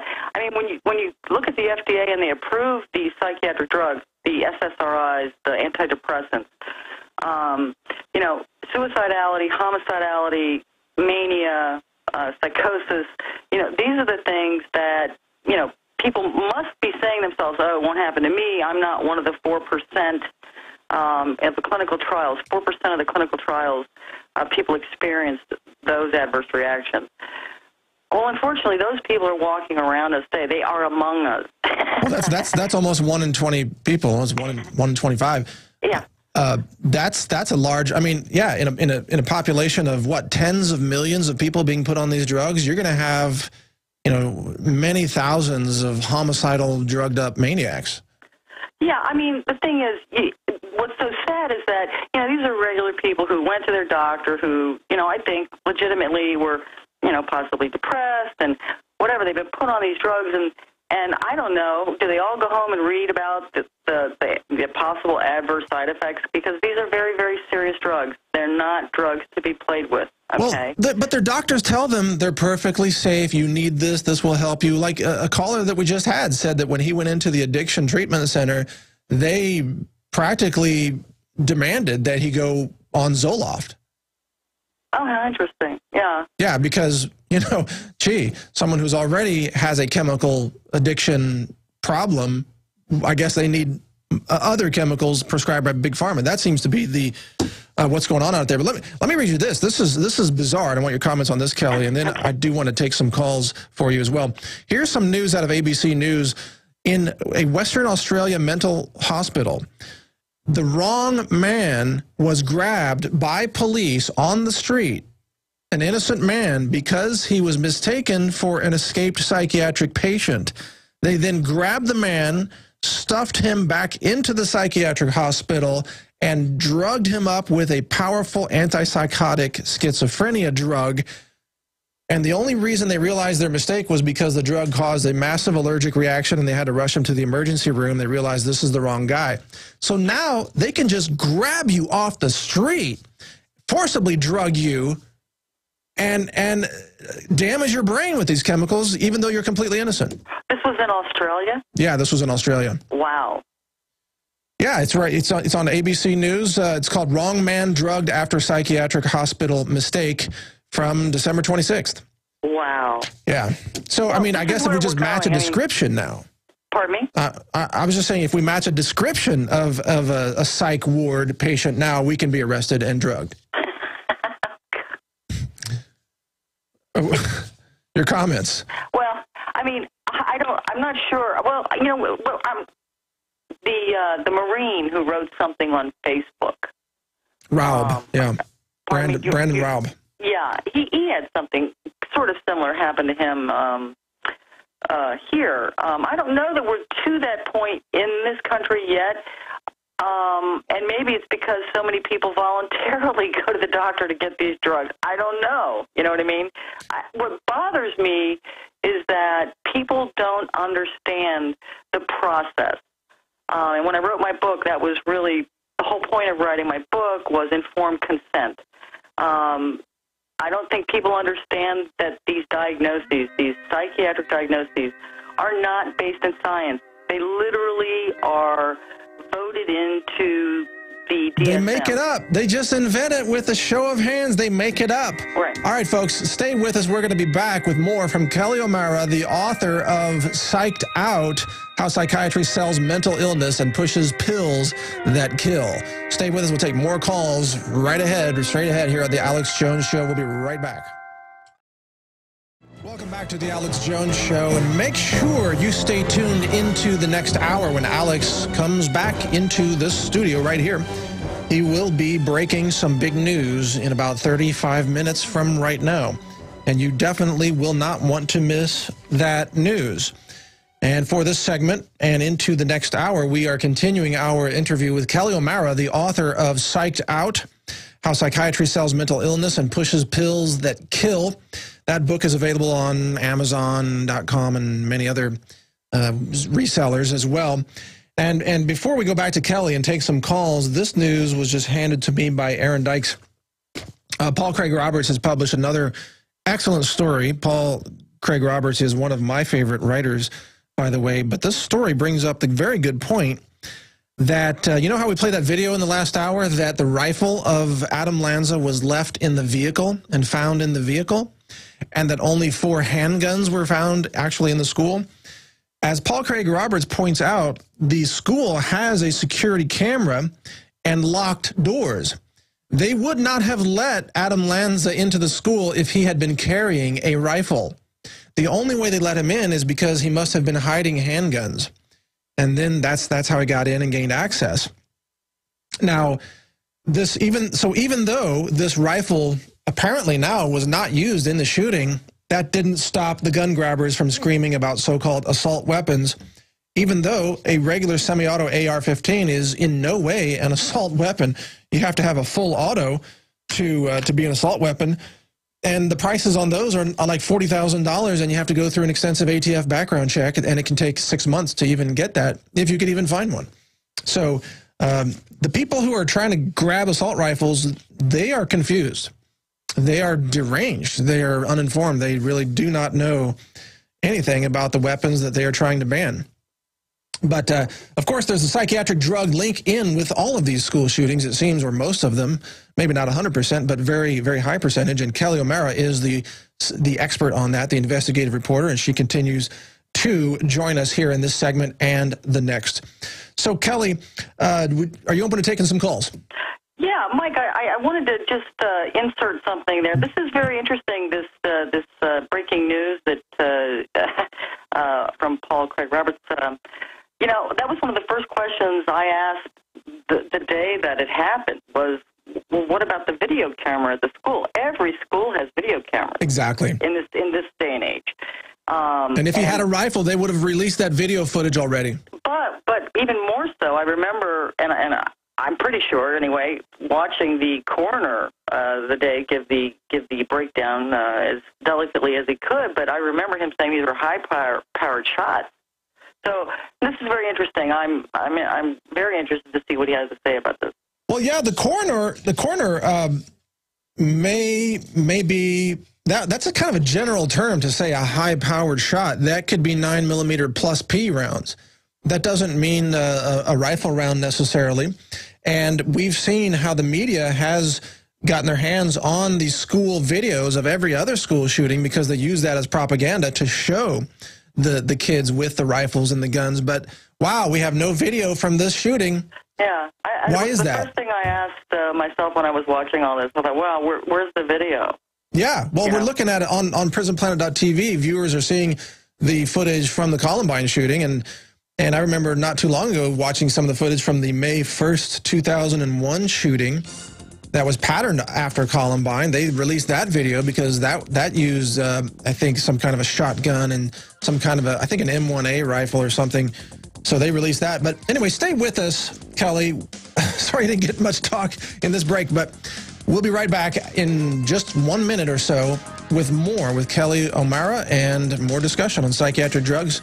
So stay with us. This is the Alex Jones Show. We'll be right back after this short break. It occurs to me that just after the 9/11 staged event, the federal government went around confiscating all the video footage from every source imaginable but especially all the videos showing the strike on the Pentagon, which the government said was an airplane, but most people have now figured out it was probably a cruise missile of some sort. But we don't know for sure because all the video has been confiscated and never shown to the American public. Why is that? Well, it's because the video shows something that contradicts the government's story. That's why. It's kind of obvious. You have to be a moron not to realize that by now. But now with the Newtown school shooting, this raises the question that we're just getting into. Why haven't they released the video from inside the school to show this shooter with his so-called AR-15 Bushmaster rifle? Now, maybe they will. And if that's the case, then okay, maybe he did use it. But the news reports we're hearing today are that he left it in the car. It wasn't even used in the shooting, and they're not releasing the video.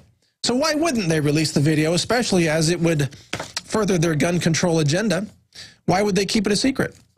They've released all the other school shooting videos. In any case, we are continuing with Kelly O'Meara, the author of Psyched Out, who is an expert on psychiatric drugs and the side effects in school shootings, and she continues with us on the phone right now. And Kelly, any additional comments before we start to take calls? Well, back to this Newtown, Sandy Hook, the video would be interesting from the standpoint of if he had a rifle, the question would be why did they let him in? Right. Number one. Yeah, and come on two, in. If he didn't have a rifle and obviously no guns were visible, to the people seeing the camera, whatever, then did they know him to let him in? Did they know him? In other words, they let him either. Yeah, they did know him. Okay, so they let him in. Okay. Yeah, they let him in. But remember, we went through this whole several days of there's no connection between him and Sandy Hook. There's no connection between his mother and Sandy Hook. So I mean, what I'm getting at is we really don't know anything concrete. After all this time, and this is a long time. No, we only know the things that they want us to know, half of which are lies in any case. But it's frustrating. It's very frustrating. Well, yeah, and I'm sure there must be people listening who are saying, well, how dare you try to ask for the video of the shooting? You have to honor the dead children. Well, wait a minute. The gun grabbers aren't honoring the dead children. They're using those dead children to pass their political agenda, their anti-American, traitorous agenda. They're not honoring the dead children at all. All we want to know is the truth. We don't need to show the actual children. Those can be mosaicked out of the video. We don't need to show them. What we need to see is, did this shooter actually have a rifle on him, or is that another piece of fiction out of this vast collage of fiction?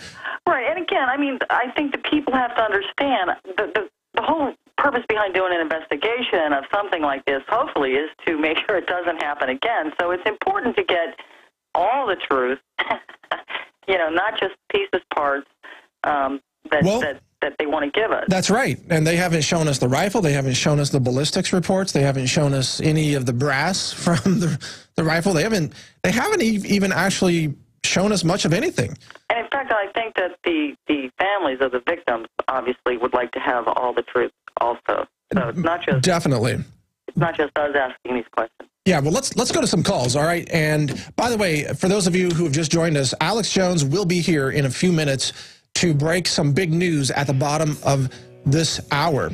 And you don't want to miss that, so stay tuned for that. We're going to go to a quick break, but when we come back, we will go straight to your calls, I promise, including Daniel, Leo, Michael, George, and Roy. Not George Michael, but Michael and George, two separate people. We'll be back with all those callers and much more straight ahead, so stay with us. This is the Alex Jones Show live on Friday, December the 28th. We'll be right back after this break. All right, so here's how it works. Anytime the government wants to ban something, some object, some item, all they have to do is they go into a school, stage a massacre of innocent children, and then they just throw that object on the floor and say that did it. They want to ban slingshots. They can just massacre a bunch of children or plant bombs and then throw a bunch of slingshots on the floor. Or knives. They can go in and slash a bunch of innocent victims and then just throw some knives on the ground and find a patsy to blame for it and then say, aha, knives killed the children. We have to ban knives. Have to ban swords. Have to ban blowguns. Hey, we can have a blowgun massacre in America. I'm not trying to make fun of the massacre. What I'm trying to do is point out the utter, insanely idiotic manipulation that is taking place here. Now, those children's lives should never have been lost, but nor should those in Oklahoma City have been lost, nor should those in Aurora, Colorado have been lost, and they were all lost, I think the evidence clearly shows, by a planned, engineered event with the political purpose of blaming a particular object. That's the way it works in America today. But anyway, we are continuing with calls now for Kelly O'Meara on the issue of psychiatric drugs and the relationship between psych drugs and violent shooters. Are you ready now, Kelly? You ready to take some calls? All right, here we go. Daniel in Washington, thank you for holding. You are on the air with Kelly. Go ahead with your question, please. Hello, first-time caller. I have a question. I've been doing a lot of researching up on how this kid's face was looking and all that stuff. I've done some research on bath salts, and bath salts have a chemical reaction with the brain that causes hallucinations. Is there a possibility that that could have had any action with the way that this kid did what he did? Well, we don't know. There's no official report of what he was on, and by bath salts, you mean the illegal street drug that's nicknamed bath salts. I know you're not actually referring to actual salt that you put in your bath. But, Kelly, what are your comments on that? From the way the shooter looks, he looks pretty psychotic, but, you know, it's hard to judge people just by their facial expression. What do you think? Well, I think he looks malnutritioned, if anything. You know, again, we don't know. This is the problem. We don't know what he was on. We don't know what he was diagnosed with. We don't know how long he was on these drugs. We don't know if he was just coming off of them, if his drugs had been upped or had they been reduced. I mean, we don't know. We don't know anything other than we can look at this and go, okay, it seems to fit the pattern of these school shootings. All right, good answer. We need more information. Thank you for your call, Daniel. Good question. Let's go to George in Connecticut. George, thank you for calling. You are on the air. Go ahead, sir. Hi, thanks a lot. I just wanted to make a few comments that weren't related to the site thing, but I wanted to give you some clues. I am from Connecticut, and growing up in Connecticut, Newtown was always the byword for being crazy because they had the largest crazy house there until about 2000. And a neighboring town, only about 15 minutes down the road, was famous for felt hats for about 140 years, and their mascot is known as the Mad Hatter or the Hatters for their teams. So that gives you a clue. Gives you a clue on globalists like to take this theme, including the Batman thing. But the things I really wanted to make comment about. Everybody's talking about a financial collapse. If there's a financial collapse, why would we want to be disarmed when the police can't be everywhere? Good point. And the second point is, why don't we have a push for disarming the gangs in the country first? And now, if they can disarm the gangs, we might consider disarming because that's a consideration. And they haven't done such a good job with the drug war for the last 30 years, so I don't know how they're going to do that. So, you know where I'm getting with my point. And the last point I wanted to make... Well, wait, George, wait, before you move on. I have the solution. I know how to disarm the gangs. You have gang signs that say gun-free zone, and you just hang them up in the gang areas. And it works like magic. It's a gang gun-free zone sign. That's it. Let's sell them in the InfoWars store. That solves the gang problem. Senator Feinstein, we have your solution, woman. It's the gang gun-free zone sign. Magical powers. I'm sorry. Go ahead, sir. And the last point, and since they killed about 1,000 people in Australia by confiscating the guns that people didn't want to give up, that has a population of about 22,620,000. And if you multiply that factor you would get out of that, if you divided 1,000 into that thing and use the same factor and multiply it times the United States, that would come up with a debt of 22,000. I'm sorry, not 22,000. Sorry, my mistake. I was looking at the wrong. 13,793 kills, including children, mothers, men, everybody. Now, is that what their goal is? Another maybe 12,000 or so Wacos? Yeah, very, very good point. But as Alex described yesterday, that is what they want. They do want a shooting war to break out. They want that kind of mass murder in America. That's what it seems to be. But I thank you for your call, and I love it when callers have statistics, too, and good numbers. Very good analysis there. Kelly, what are your thoughts on what the caller just brought up? Well, it's interesting. That's all I can say. What's interesting about it? I mean, it's a lot of statistics there. Well, but he's right. He's right. You know, when Australia banned the guns, some people said we're not giving them up, and those became, you know, shooting wars. So his point really is that, is it just to try to prevent the death of, let's say, 20 children, are you willing to kill 20,000 people in America? And apparently the liberals say, yes, we want to kill all the gun owners. They call for shooting the NRA president. They call for violence. They don't kill if they have to murder 50 million American people as long as they think they can save 2 children in a school. I say it's not worth killing anybody. Why can't we have peace for all of us?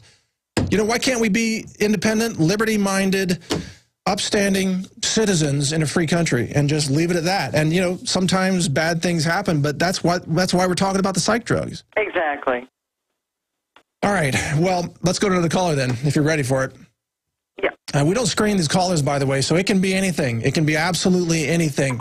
So here we go. Michael in Massachusetts. Michael, you are on the air. Thank you for calling, and what's on your mind? Hello. I'd like to comment on the medication of children in general. Yeah, go ahead. They don't have any free will as to if their parents push something on them. So if I might quickly just interject with like something I wrote in the break. Well, yeah, if it's short and to the point, go for it.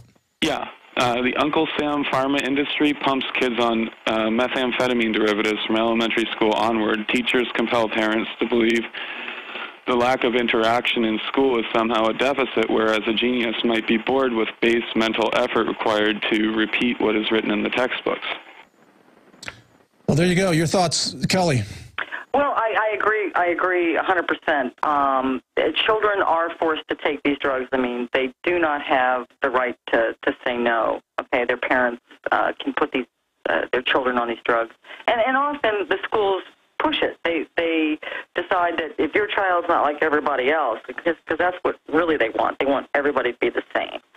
And if your child acts out in any way, then you know they call you in, and you know you need to take your child to have them looked at. And of course, you know, parents believe doctors, believe the nonsense of the psychiatric diagnosis, and surprisingly to me, in this day, 15 years after Columbine, the parents are still putting their kids on what is the equivalent of cocaine, you know, ADHD drugs, and it just blows my mind that they're still doing it. Kelly, what about the combination of these psych drugs, which we know cause a kind of cognitive detachment from reality, but combining them with these first-person shooter, ultra-hyper-realistic video games now, where they are really murder simulators? There's a new game that's just come out. I watched the trailer, horrified. It's called Far Cry 3. And this game is, in my view, a murder simulator. When you actually, I saw the preview. I haven't played the game, but I saw the preview. When you sneak up behind an enemy and you slice their neck open with a knife and blood gushes out on screen, bonus points appear on the screen, like plus 10, plus 15. So the more people you stab and shoot, you get points. How is that impacting these drugged up kids? Well, you know, look, I don't know how old you are, but when we were kids, we played Army, and we blew up Army men. And I don't think there's a single study that supports that these video games are contributing to these horrific shooting incidents. But the difference is when you and I were kids, if we played a game, it was a third-person thing, like little plastic army men in a sandbox. Today, you're actually sitting, you're controlling the character, seeing through their eyes. You know, it's like a first-person training simulator. Right. And now they're coming out with these VR helmets that are ultra-realistic, total immersion in the simulation. Again, that's up to the parent.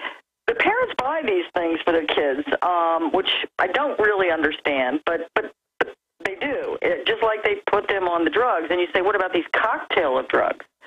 That's the newest thing, is kids aren't on one mind-altering drug, they're on several. Yeah.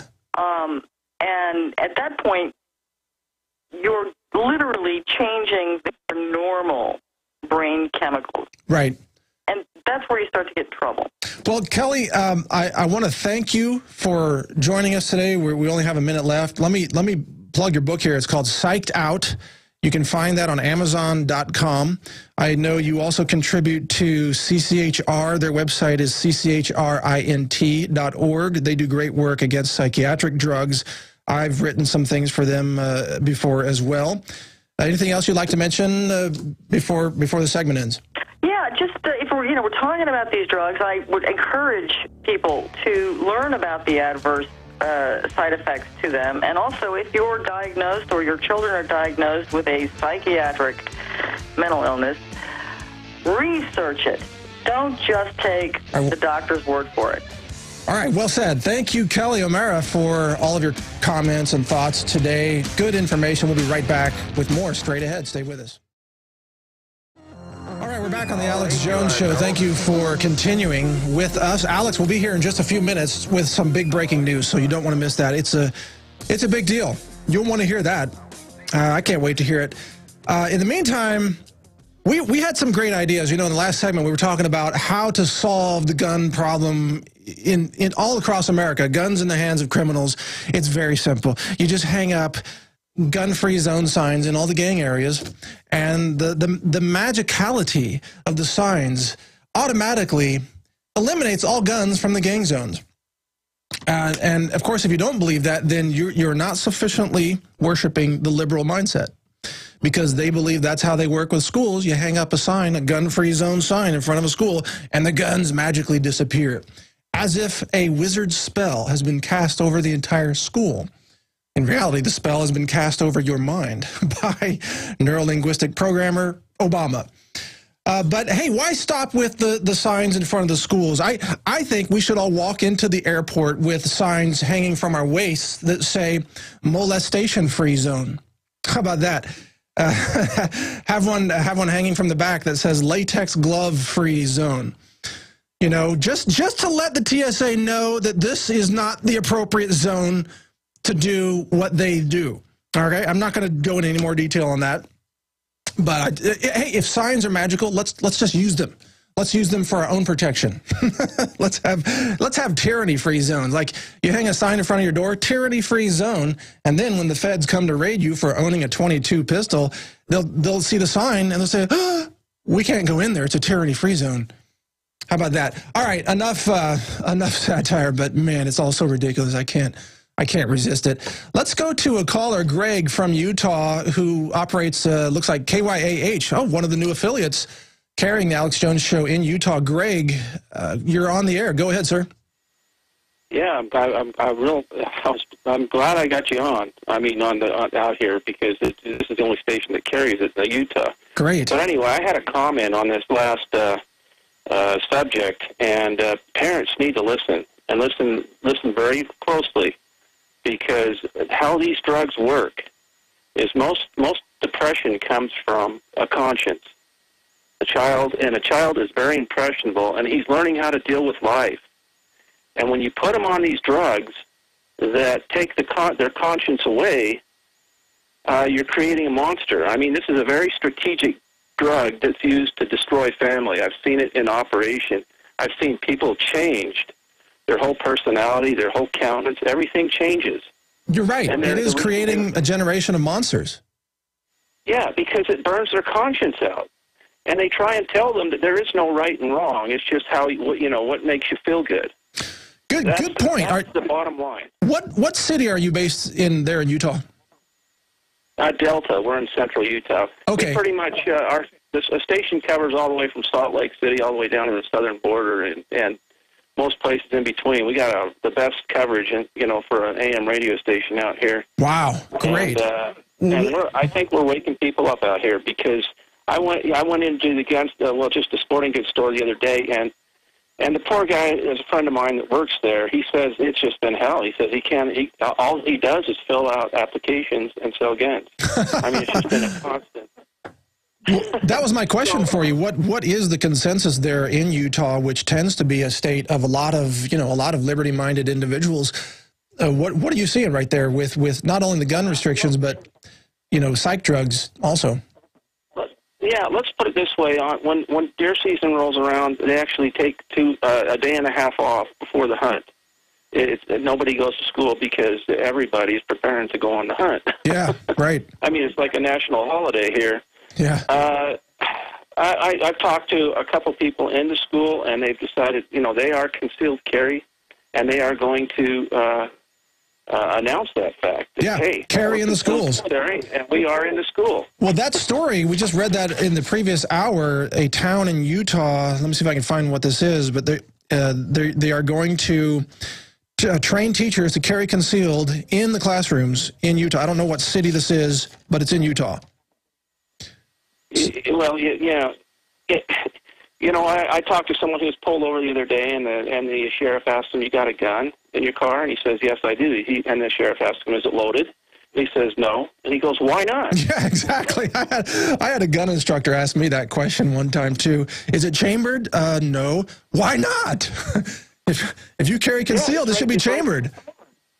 I mean, right there in the proclamation for hunting, the hunting proclamation, it says you can only have a loaded firearm, a pistol, a handgun in your vehicle.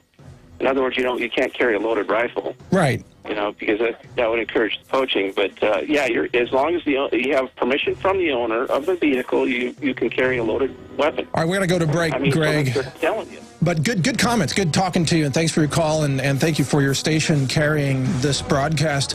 We'll be back with Alex Jones himself. Stay with us. We're on the march. All right, it is an exciting Friday. A lot happening here on the Alex Jones Show. This is Mike Adams, the Health Ranger, filling in for Alex today. But he will be joining us in just a matter of minutes with a breaking announcement. They are working on the final details of that announcement right now. He'll be here in just a few minutes, and we will introduce him. And, well, he needs no introduction, but we'll bring him in and let him announce what he's going to announce. Let's summarize things in the meantime. Here's what's going on. This is a summary of everything that's happened so far today on this broadcast. We've got the Facebook censorship of all political speech that is pro-gun or pro-Second Amendment. We've got Facebook shutting down multiple accounts, including 9/11 truthers, pro-gun rights websites. They shut us down yesterday. We were able to get reactivated. They shut InfoWars accounts down. I think some of them have been reactivated since then. But everybody's been warned that if you post anything else that Facebook considers to be, I don't know, offensive, liberty-minded maybe? I guess if you post a quote from George Washington, you're going to get kicked off their site now. So there's that story. There is more censorship coming, I believe, across probably search engines and other social networks, so watch for that. Then we've got the story that we really uncovered here today, which is why is there no video footage of the Sandy Hook shooter, Adam Lanza, carting a Bushmaster rifle around the school there. And we found another news report, an NBC news report, that says he left his rifle in his car. And it increasingly appears that that rifle was probably not involved in this shooting at all, or at least based on current information. So why have they not released that video? If he was carrying a rifle shooting children in the school, they would have loved to show that video on the air to drive home the point that, oh, it's the guns, it's the guns, it's the guns. That would be part of their gun control mantra. So I'm shocked.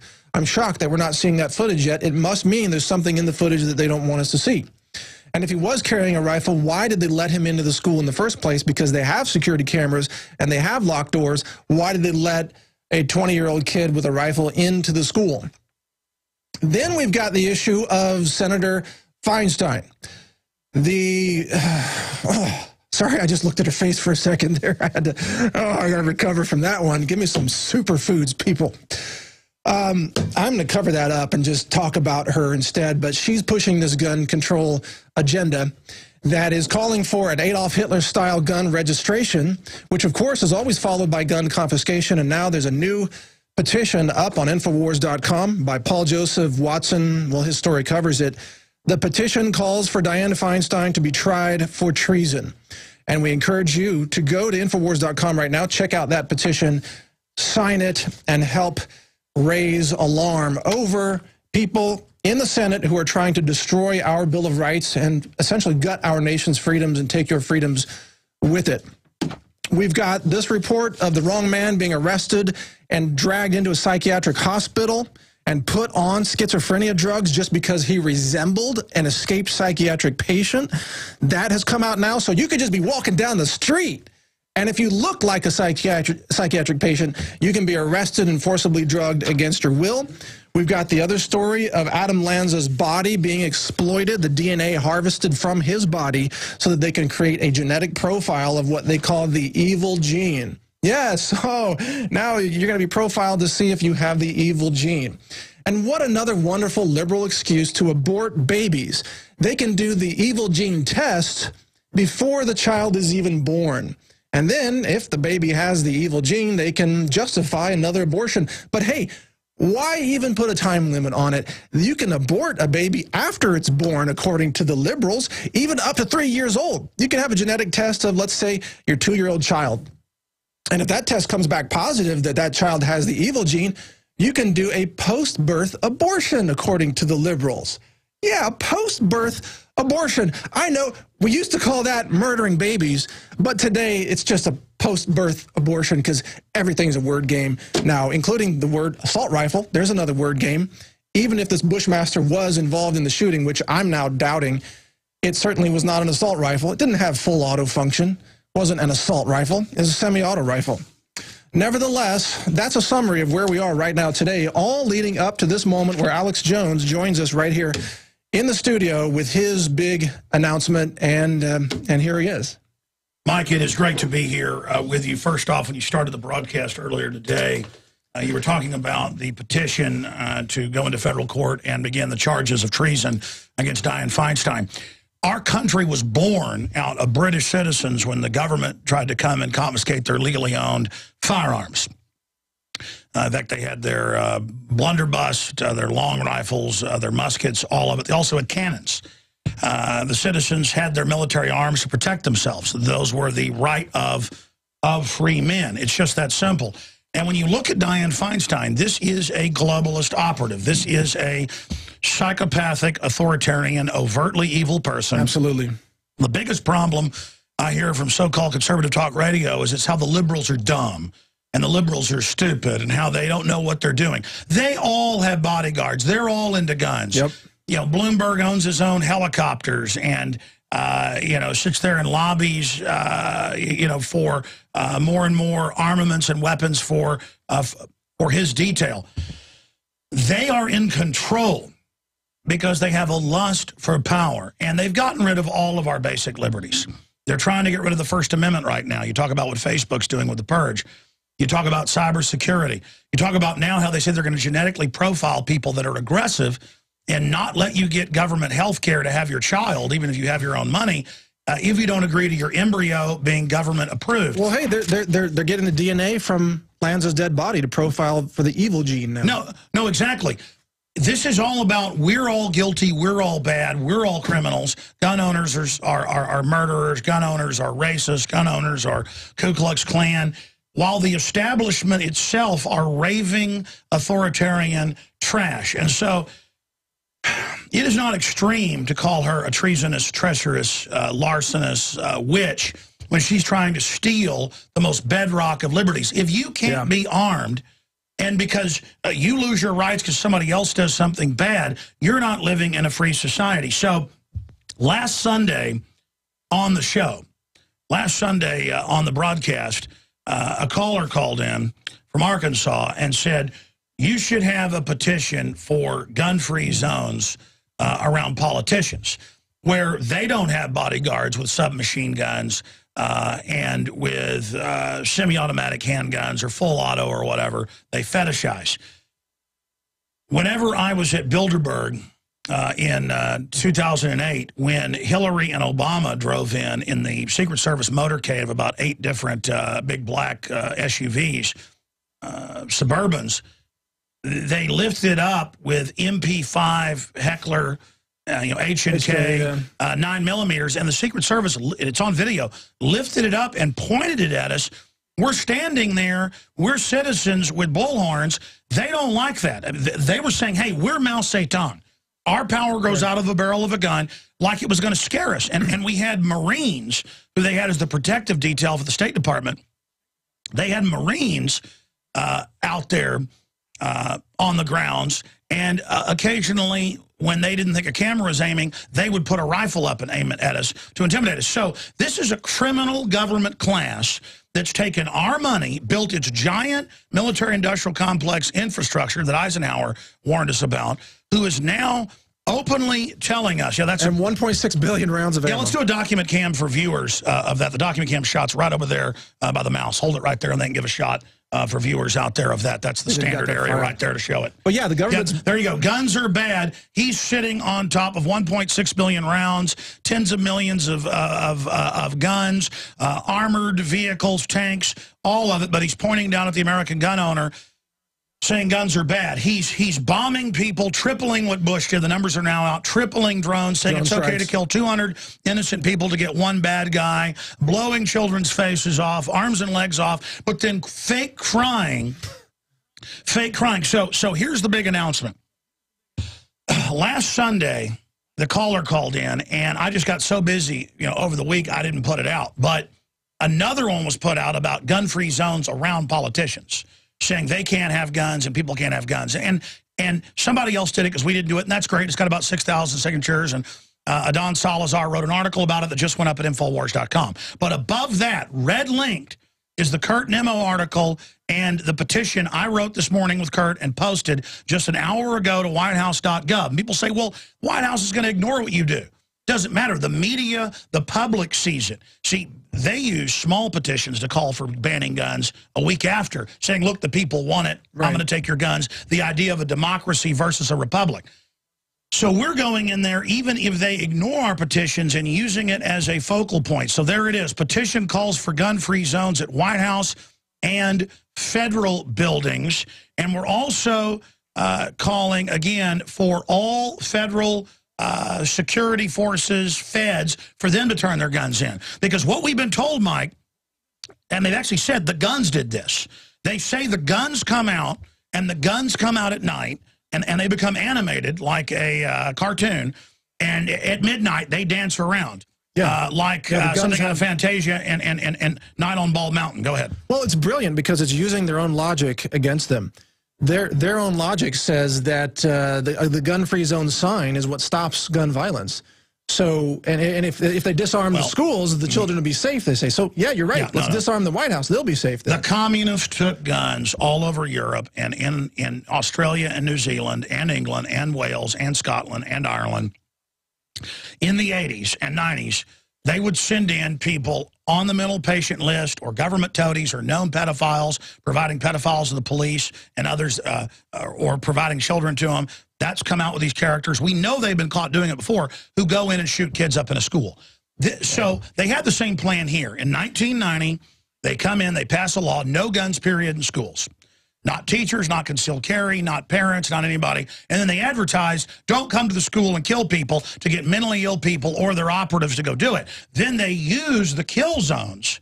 See, crime's gone down, as we showed in the FBI statistics, precipitously all over the U.S. because gun ownership's gone up the last 20 years. Right. They're desperate. They're losing. That idea of the government can't protect you, and the witch Feinstein, who has her own concealed carry and her own bodyguards, and Michael Moore, whose bodyguard got arrested at the airport with a gun. They've got their guns. They're dominators. The instinct of the dictator, the instinct of the pig, of the control freak, the instinct of the king rat, the instinct of the control freak, the instinct of the psychopath, the instinct of the Mao Zedong is to take the guns so only they have the guns. Hitler, Stalin, Mao, the ancient Romans took swords from their slaves.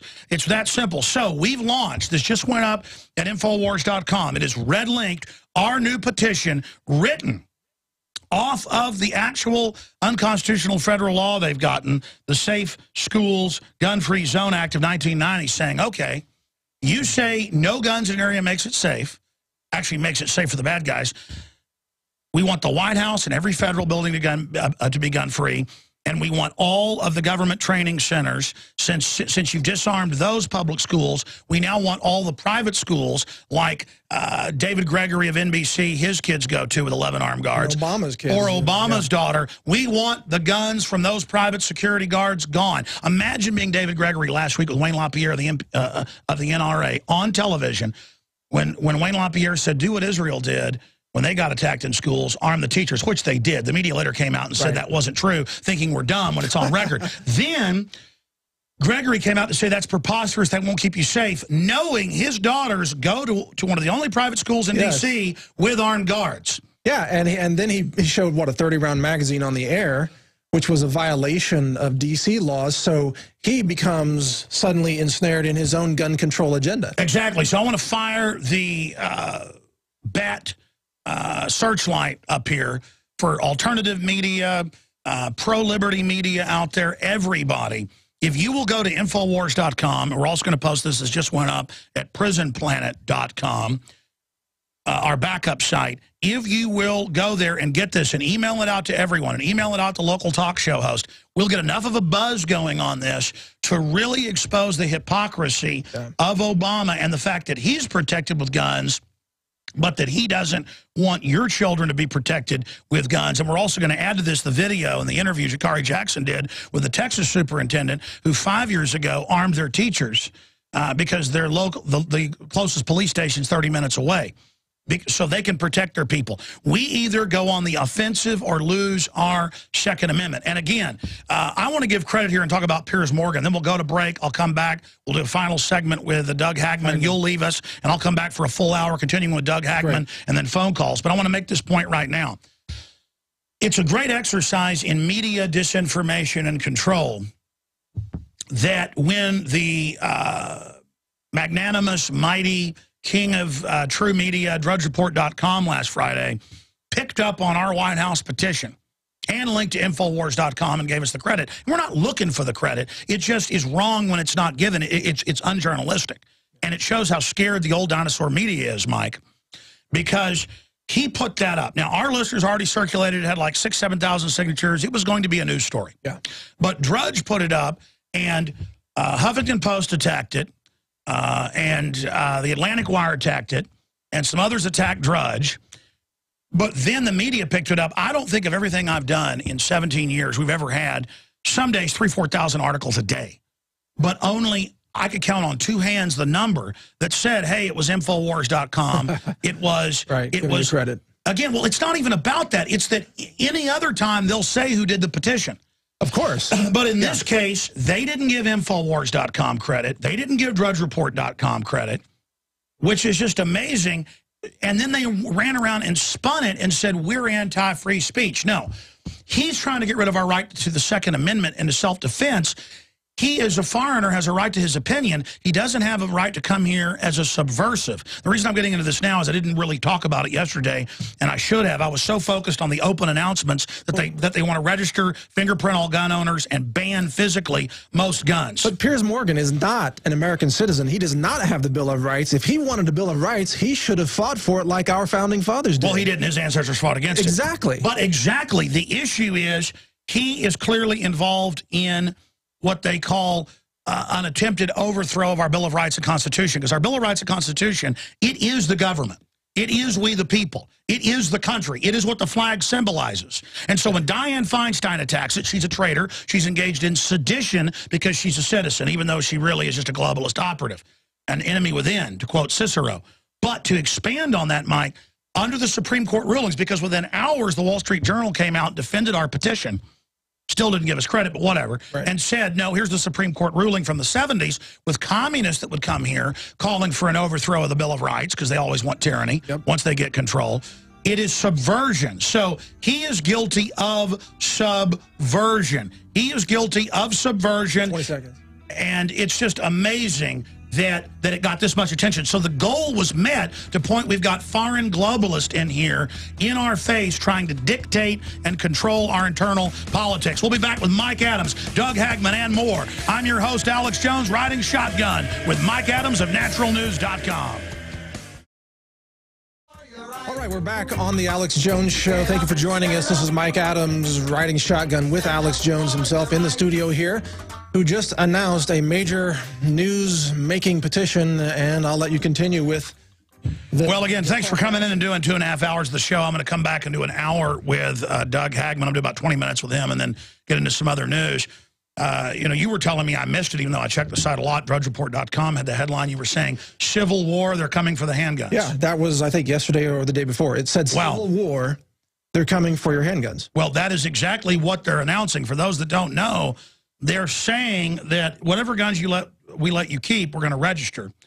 And whatever guns that, you know, we take is basically up to us. Fingerprinting, all of this, they follow this exact pattern. Yeah. Once they register, they then always ban. Yes. I mean, this is so hardcore. And more you look at Sandy Hook, I got to say it looks like Operation Gladio. Looks like Operation Northwoods, both of which were U.S. government plans to stage mass shootings and blame liberties. So we're going to do a report on that on Monday. I'll also be back live Sunday, 4 to 6 p.m. with the Sunday show, breaking all of this down. But in closing, I just want to give credit to naturalnews.com, drudgereport.com, infowars.com, all the real media that actually supports the Bill of Rights and Constitution.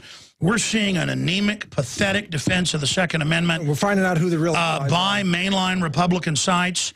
We're seeing mainline Republicans in droves come out and say it's reasonable to turn your semi-autos in because the foreign banks pay for them. They are the ones giving them the money. So, again, I think this can be an even bigger petition to draw attention to the treasonous activity of the gun grabbers than the Piers Morgan one. Oh, yeah. So I never asked Drudge to link to stuff, but if Drudge, you know, and crew are out there listening, and if they think this is an important petition, I know if it goes up on the mighty Drudge, it will get out there.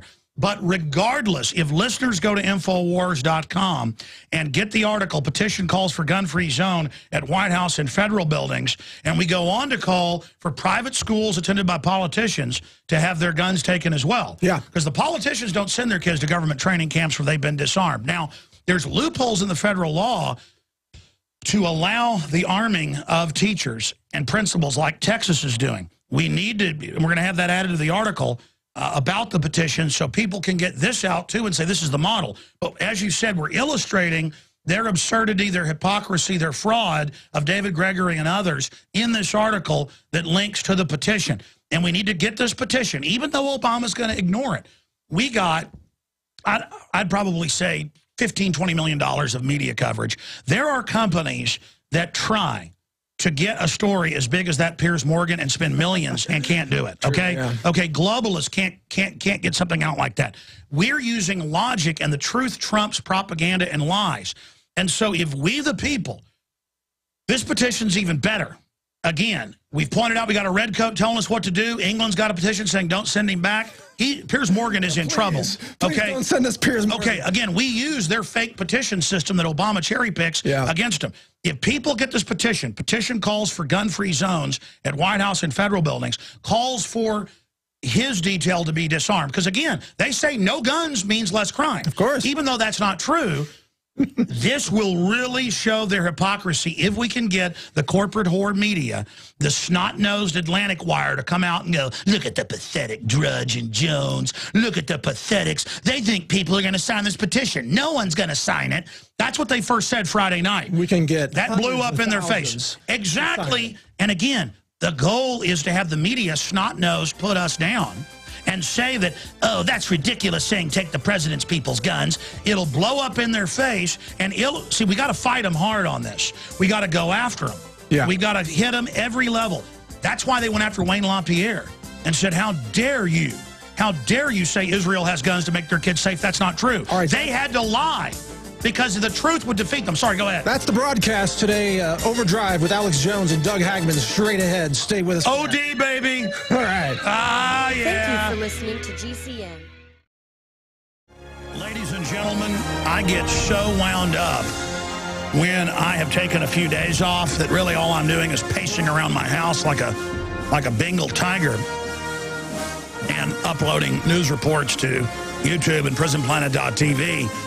And so I was kind of gibbering in the last 15 minutes because I got in the studio late because I was printing off the Kurt Nimmo article. So I ran short on time breaking down our initiative to just use this White House petition system that they wanted to be able to cherry pick and say, oh, the people want to turn their guns in, or the people want UN takeover, or the people want to, you know, have 90% tax rates. Or now we can use the White House petition to really backfire against the globalist.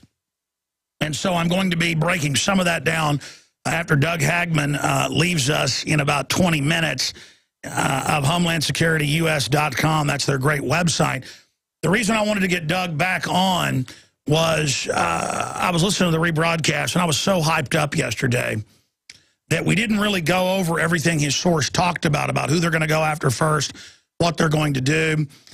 We didn't really talk enough about the Facebook purges of now thousands of Facebooks because of the backlash. Some are being restored. Any Second Amendment, George Washington quotes, Mahatma Gandhi quotes, you're gone.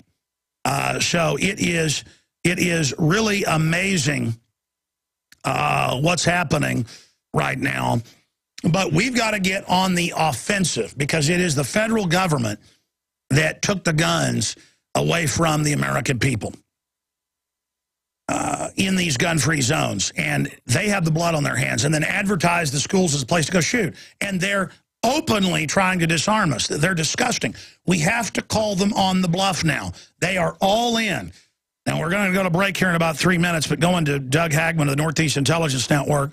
Doug, give us a snapshot of what you're going to break down. We come back to the next segment. I'm going to really give you the floor to go over everything your D.H.S. source told you because you were unable to get to all of it because of my hyperventilating. Well, Alex, I'll tell you what, my source told me pretty much exactly what their plans are and what their contingency plans are. They've got plan A, B, C, and D, whereas one of my sources calls that a no single point failure. So they're going to come at us on multiple levels. It's just not going to be the legislative level. It's going to be through executive orders, through global initiatives, through health initiatives. It's really an insidious situation. And they're not only coming after the guns, Alex, they're coming after the mouthpieces. They're coming after the Alex Joneses of the world and Doug Hagmann's and others who speak the truth. That's the key here. That's what people have to understand. Any political dissidents is, in fact, what they're going after. They want to, I mean, we're looking at a communist initiative. No two ways about it. This is what's taking place. So when we come back, I can give you pretty much a step-by-step analysis as to what, you know, what they're going to do or what they intend to do, a couple of their backup plans, and how this connects to the United Nations even. So this is oh, of course it does. That's in 7277, the State Department plan. They've tried this before. Now they think they're about to get it. We're going under UN rule, under a UN treaty. Absolutely, like it or not. And you know, I see on the internet where people say, well, the treaties have to be ratified. Well, of course they do. However, the end arounds being conducted by this administration should make it clear to everyone. This regime has no concern for the rule of law or the will of the American people. It's their will. That's what we're looking at. That's it. I mean, we are going into a dictatorship of foreign megabanks. That isn't just something we're saying. They don't care. They're going ahead with it. And it will wreck this country, which is their plan to consolidate power. Doug Hagmann. And again, recap when we come back, what your source told you, the intel about the source, how big a deal this is. And then after he leaves us in a couple segments, I will break down all the latest news. But the new petition is up at Infowars.com. Ladies and gentlemen, if you go to prisonplanet.com and Infowars.com right now, red link at the top of the site, petition calls for gun-free zone at White House and federal buildings. That means Dianne Feinstein that has her own concealed carry and 5 bodyguards with submachine guns. They've got to be taken. Because the guns are what caused the crime. We're not allowed to have guns to protect ourselves. Our children aren't allowed to be protected by trusted people in the school. You aren't. The petition has now gone live. Get it and get it out to everyone. Very important information up at Infowars.com. There's another petition to try Dianne Feinstein for treason. We've got to get on the offensive or lose everything. For the next 2 segments, I'm going to give Doug Hagmann the floor to break down from his D.H.S. source what we're facing. But everything his source is breaking down is already there in mainstream news in pieces. Also, The Economist magazine, that's like the Bilderberg Group's mouthpiece, is calling for a total gun ban, all guns to be handed in. The Economist calls for repealing Second Amendment entirely. That's a Steve Watson article, but he links to their editorial where they call for that. Michael Moore says you are racist if you own a gun and you're white, period. And you're like, that doesn't make sense. They want division in this country. They want to demonize gun owners. You're the new terrorist. Homeland Security, I told you 11 years ago, was set up to go after patriots. It's always been about that. And now everybody's going to find out. And I've seen so many comments. Most people are waking up, but some are like, I don't care, I don't own guns. A lot of people didn't own guns in China when Mao took them, but they found out that he wanted the guns to then do really bad things. Same thing with Hitler, Stalin, others. It's what goes along with this. It's all the other tyranny, the warrantless wiretapping, the checkpoints, the power to tax, the power to destroy. Every time I see an image of Dianne Feinstein come up on my website, it just freaks me out. Guys, punch up my screen real quick. This photo of her, but when you watch her on video, I mean, she just reeks of witch and evil and corruption and domination, and she hates everything this country stands for. Why do we put up with these pigs? These globalist usurpers. I mean, listen, let me explain something. There are going to be millions of people that won't turn in their guns out of the 160 million plus gun owners. And that's what the system wants. They want to wage war on us, and it will cause a war. That's what all the analysts say. It's what common sense shows. And look, the American people aren't just going to sit here while you go pick us off and drag us off to your dungeons. Our criminal government runs torture bases all over the world. Our country's gone. And if we don't wake up to the fact we're in deep trouble and get out of the trance, there's no future. But I'm begging everyone on this Friday transmission, go to the website now and get this petition so that the White House is gun-free, so that all the government buildings and the private schools the politicians send their kids to are disarmed. And if you send your kids to a private school that has armed guards, I know a lot of rich people do that, no one's going to, rich people are always going to have armed guards for their kids. This is for the general public to be disarmed so the criminal state can absolutely abuse the population. By the way, Herman von Rompuy, head of the EU, has come out and called for global government to merge Russia with the EU. That was always the plan. Incredible. There's even video of it. The point is that it's all happening. You can't be armed inside a world government. It's about the UN treaty. For this segment and the next, now I'm going to sit back and give Doug Hagmann, who's got his D.H.S. source, similar to some of mine, breaking down how they're going to drop the hammer, what their plan is, how they're going to use even outside of law, mental health to go after the guns, what they already admit they're going to try to ban most guns and make us fingerprint for even a revolver. I mean, total licensure so they can then just stop issuing the licenses, turning the Second Amendment into a privilege. This is it. So I'm going to try to shut up, Doug. For this segment, the next, you've got the floor. Give us your report. Break it down. Well, thanks, Alex. And I'll tell you what we're seeing right now, what we're seeing take place right now is something that we wrote about back in May 8th of this year, as a matter of fact. In fact, I was on your program in early May about this. My DHS contact stated that the objective of Obama during his second term is to disarm the American public. Obviously, the intent was to exploit shootings. A shooting would occur. Certainly, we would use that event to create the environment, fertilize the environment to essentially create the ability for people to legislate, or the Congress to legislate new gun laws. Now, knowing, and these people are not stupid. People say that Obama is ignorant. Well, he's not. And he's surrounded himself by revolutionaries. My DHS source is telling me, look, the Bill Ayers of the world, the Bernadine Dorns of the world, and those two in particular, and Valerie Jarrett, and Van Jones, and Sustein, all the people you talk about and that we talk about, all of these people are influencing the decision-making process to the extent that the goal and objective is to disarm the American public so we cannot fight back against their objectives, which is the total. It's not the transformation of America. It is the destruction of America. And people have to understand that. It is destroying America. They don't want America to survive. They don't want to change America.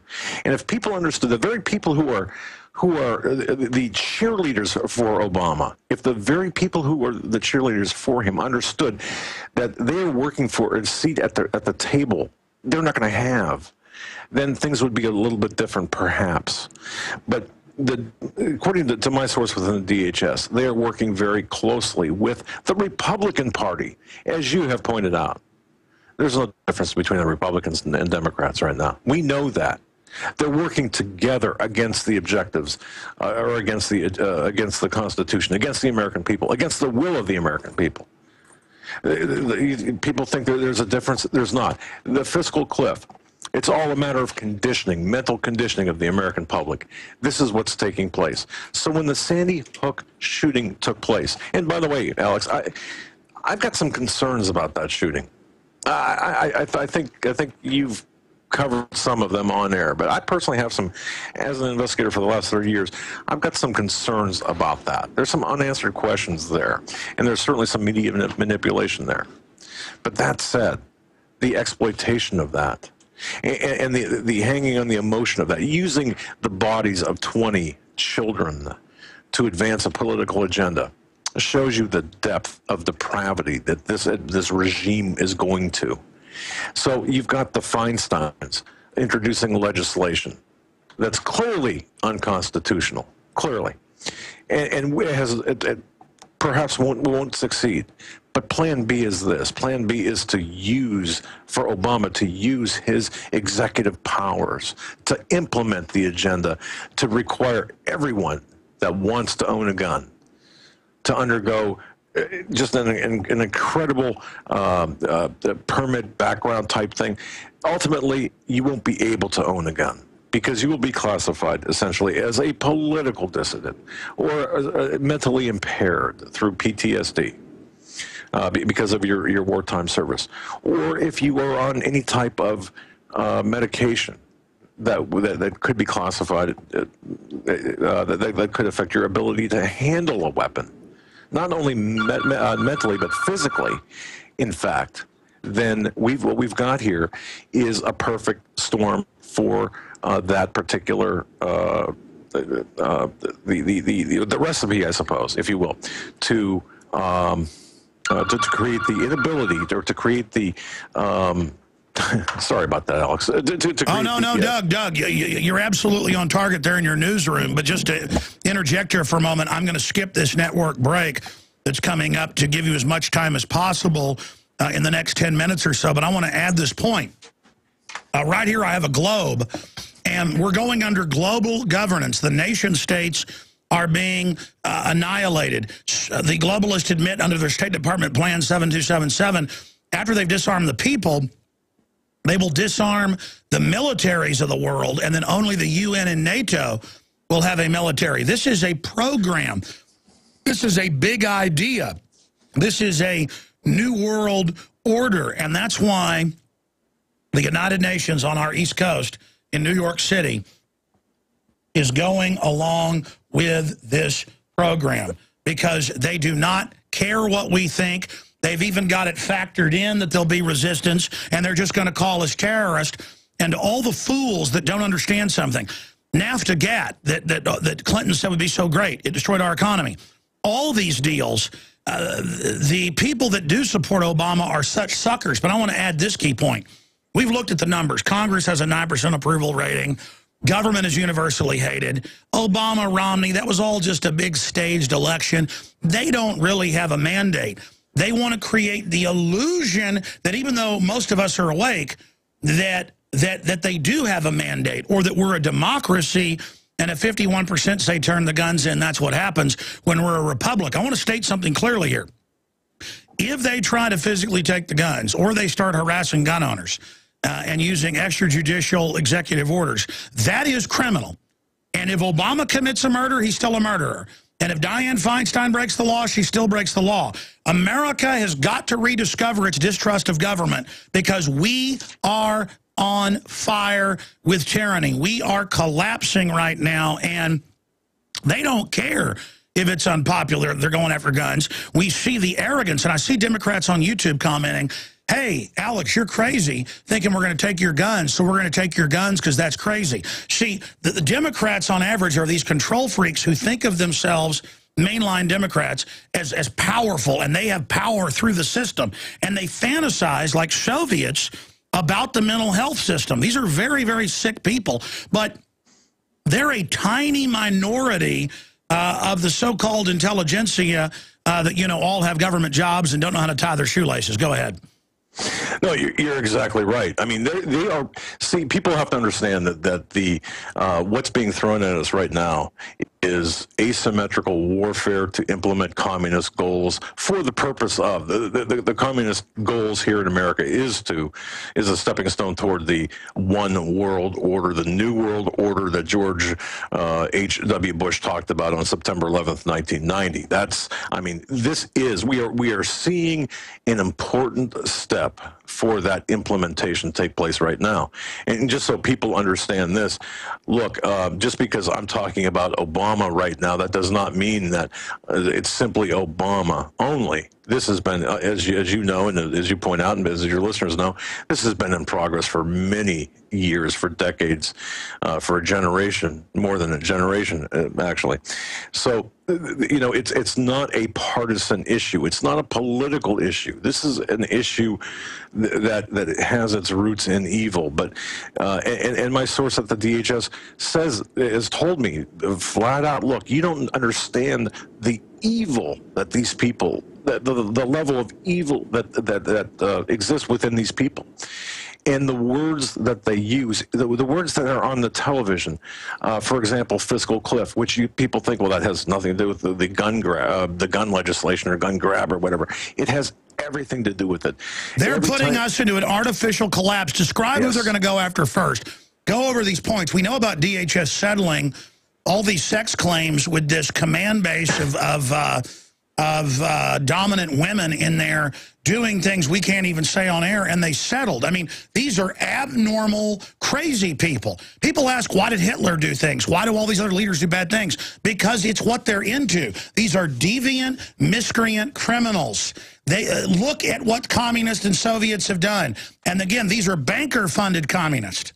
They are. They're going to look. The first people they're going to go after are the people who are vocally and visibly causing the trouble, massing the troops, so to speak. People like you, people like me, or perhaps not. I mean, but our answer to that is a turbocharge in their face. If we bend over to them, they win. This is all a bluff with these chicken necks. I'll never give in to Feinstein and her flying monkeys. And nor will we, and we have to. But see, one of the litmus tests, and you brought this out earlier. One of the litmus tests, the beta tests that were used, that was used by the Department of Homeland Security to test the will of the American people, is the TSA. How much will the average American take? And they used that TSA model to see, can we nuke them? Can we take nude pictures, if you will, of them? Can we feel them up? See, that's all part of that conditioning process. But they're also looking at who's complaining. And when I said that there are lists being compiled of those who do complain about this treatment, people laughed, but they're using that. Oh, no, that actually came out. And again, you're supposed to get scared and go, oh, well, then take my wife behind closed doors. No, these are drills to practice taking your husband at a checkpoint and you never see him again. They just want to get you phased in till you're going down for some questioning now, and then you're never seen again. This is a Red Dawn takeover. Yeah, this country, as I was told, is a captured operation. We're already a captured operation. We're already operating from behind enemy lines. I was going to say that this morning. We've been captured. We need to wake up and admit that if we have any hope. Exactly, and that was one point that my source really wanted to drive home for me to understand, is the fact that the people in charge right now are the enemy, are the very people that we should be fighting against. We have to put our foot down with respect to what's going on and preserve our constitutional rights bestowed upon us by our Creator. And demand mainline Republicans come out and call them enemies. They're not dumb liberals who want our guns because they care and they're just wrong. They probably did the shooting. All the evidence is there. I mean, they did Fast and Furious, like Larry Pratt said. If they did that, they do anything. This is a murdering mafia. I'm risking my life to fight them because we can't give the whole world to these people. But see, the moment, and my source said this, the moment that you begin, that I begin, anyone begins to go into the weeds in that area, to question the official storyline of Oklahoma City, to question anything like 9/11, to question the shooting, obviously we're nothing but kooks, and that's the official, they want to embarrass us into that. Because the known liars caught lying thousands of times told us so. Exactly. And the lie is different at every level, according to one of my sources. The lie is different at every level. People have to understand that and really understand what that means, because we are being lied. Everything around us is a lie. Look, Benghazi. That's a window to what this administration 8 hours Obama ordered stand down, got caught, doesn't get in trouble, had a CIA torture base down the street, never stopped the torture, gave over 10,000 missiles to Al-Qaeda. I predicted they'd start shooting down airliners. Now they've done it. And our media says, isn't it great the rebels are shooting down passenger liners? It's like oh, my God. yeah, I got blood pressure medicine here myself. Look, and here's the thing. We are being set up for a perfect storm in 3 areas. Number one, we will be engaged in a regional conflict that will turn into a world war based on our actions in Syria, because Syria is the red line for Russia. Number two, the economy. The dollar is toast. Lindsey Williams basically said as much. Others, Gerald Celente, Max Kaiser, said as much. We are going to face an economic collapse here in this country like we've never seen before. They know that, and they are timing this gun grab to make sure that we are defenseless when this happens. And by the way, when this does happen, and it will happen, when this does happen, if you want food, if you want medical care, if you whatever you need, if you want shelter or need shelter, you better bring your guns. And oh, by the way, if you've got a neighbor, or if a neighbor is in need, that neighbor is going to be, that neighbor is going to have to say, well, Doug down the road here, he's got several weapons that he hasn't turned in. I'm now confirming reports that state police are pulling people over in rural areas, running their plates. They know you have no criminal record, and they wait by your house and ask, what guns do you have in there, to fill out a terrorist report on you. Those little special reports they do. And see, that's all. You're exactly right. I've got the same reports. This is part of standard operating procedure for traffic stops, for stop and frisks, for various law enforcement. And they're going to bring the TSA in, as we mentioned yesterday. They're going to bring the TSA in to facilitate this criminal activity by the police departments. They are going to commission to assist in the gun grab, to assist in the oppression of rights. They're going to commission the TSA. The TSA is they're not commissioned law enforcement officers. We all know that.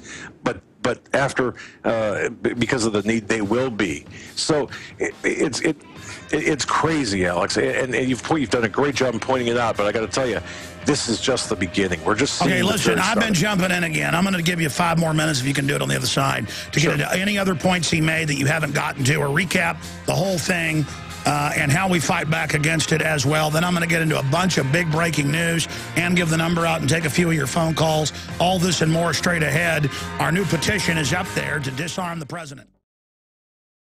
Logic, truth, common sense, individualism are menaces to the tyranny. You know, last numbers I saw, and there's some new ones out, the number of combat suicides and military suicides are 7-fold the previous record in the early 1970s at the end of the Vietnam War. And if you're watching on prisonplanet.tv, we can punch it up on screen here. U.S. soldier suicides outnumber combat deaths in 2012. Well, yeah, you're working them too hard, and you're putting them on suicide pills. I mean, all those psychiatric drugs they put them on so they can later take their Second Amendment, actually make them crazy. And it goes over the fact from CBS News that is happening.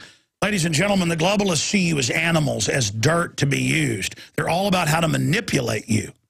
The globalists don't even talk to you, don't even see you as real unless you address them head on. Okay? These are horrible demons. Our country has been seized by criminals, but they've got you so scared your kids are going to be killed because they're hyping it, when statistically it's one of the rarest things in this country. And only in areas they advertise as shooting galleries for their operatives and mental patients, who are their operatives one way or the other. They're all products of their system, all fruit from their vine, their tree. And they are moving against us headlong right now. We are in a Mayday situation, and I know I keep saying that. I'm jumping out of bed at like 4 a.m. now, ready to go to work. Used to it was 6 in the morning, then 5:30. I mean, I can't stop thinking about it because I know I'm right. And sure, logic, you know it's all a fraud, but the general public, even if they know it's a fraud, they just go, well, that's the way it is. No, that isn't the way it has to be. Speak out at church, everywhere. Doug Hagmann, I want to let you finish up with any other points your D.H.S. source told you, plus it's all confirmed, plus more on solutions, because don't comply with the system. Sabotage it any way you can, legally and lawfully, so that we don't have to do it other ways later. But when the government's fully far and run and openly involved in tyranny and breaking every law, pretty soon it becomes, discretion is not the better part of valor. Discretion becomes cowardice. And I don't want violence, period. But there's a Rubicon that's crossed, I guess, when they really shut down Alex Jones, Doug Hagmann, George Norrie, Matt Drudge, people like that. We better use these venues now, not just my instincts, but my gut, but also history. My intellect tells me we better have maximum effort. So I'm thinking, what do I do to give maximum effort? Maybe another video on the history of gun control, on government killing 260+ million people last century alone, non-military combatants after gun control, University of Hawaii study. What do I do? I mean, I think it's what you said. All these, because there's a small group of fools out there that at least give the dress-up cover. They say very small percentage of those are going to Obama's coronation, second coronation. Used to be an inauguration. Now it's a coronation of our imperial puppet. And there are trendies who have their stickers and laugh. I was jogging this morning and actually had some guys... I could tell were Obama supporters, just the way they acted, like giggle and go, look, there's Alex Jones. And you could just tell by the innate weirdness and weakness and unreality and unmasculinity of these guys. I mean, they giggled and laughed at me, but the point is that they look like they'd been put in a microwave oven.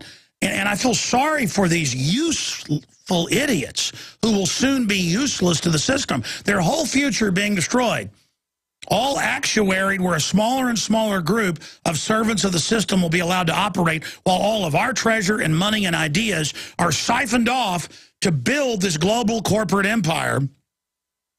And just to have to look at all the servants and minions and pimps of this system, Doug, it's totally disgusting.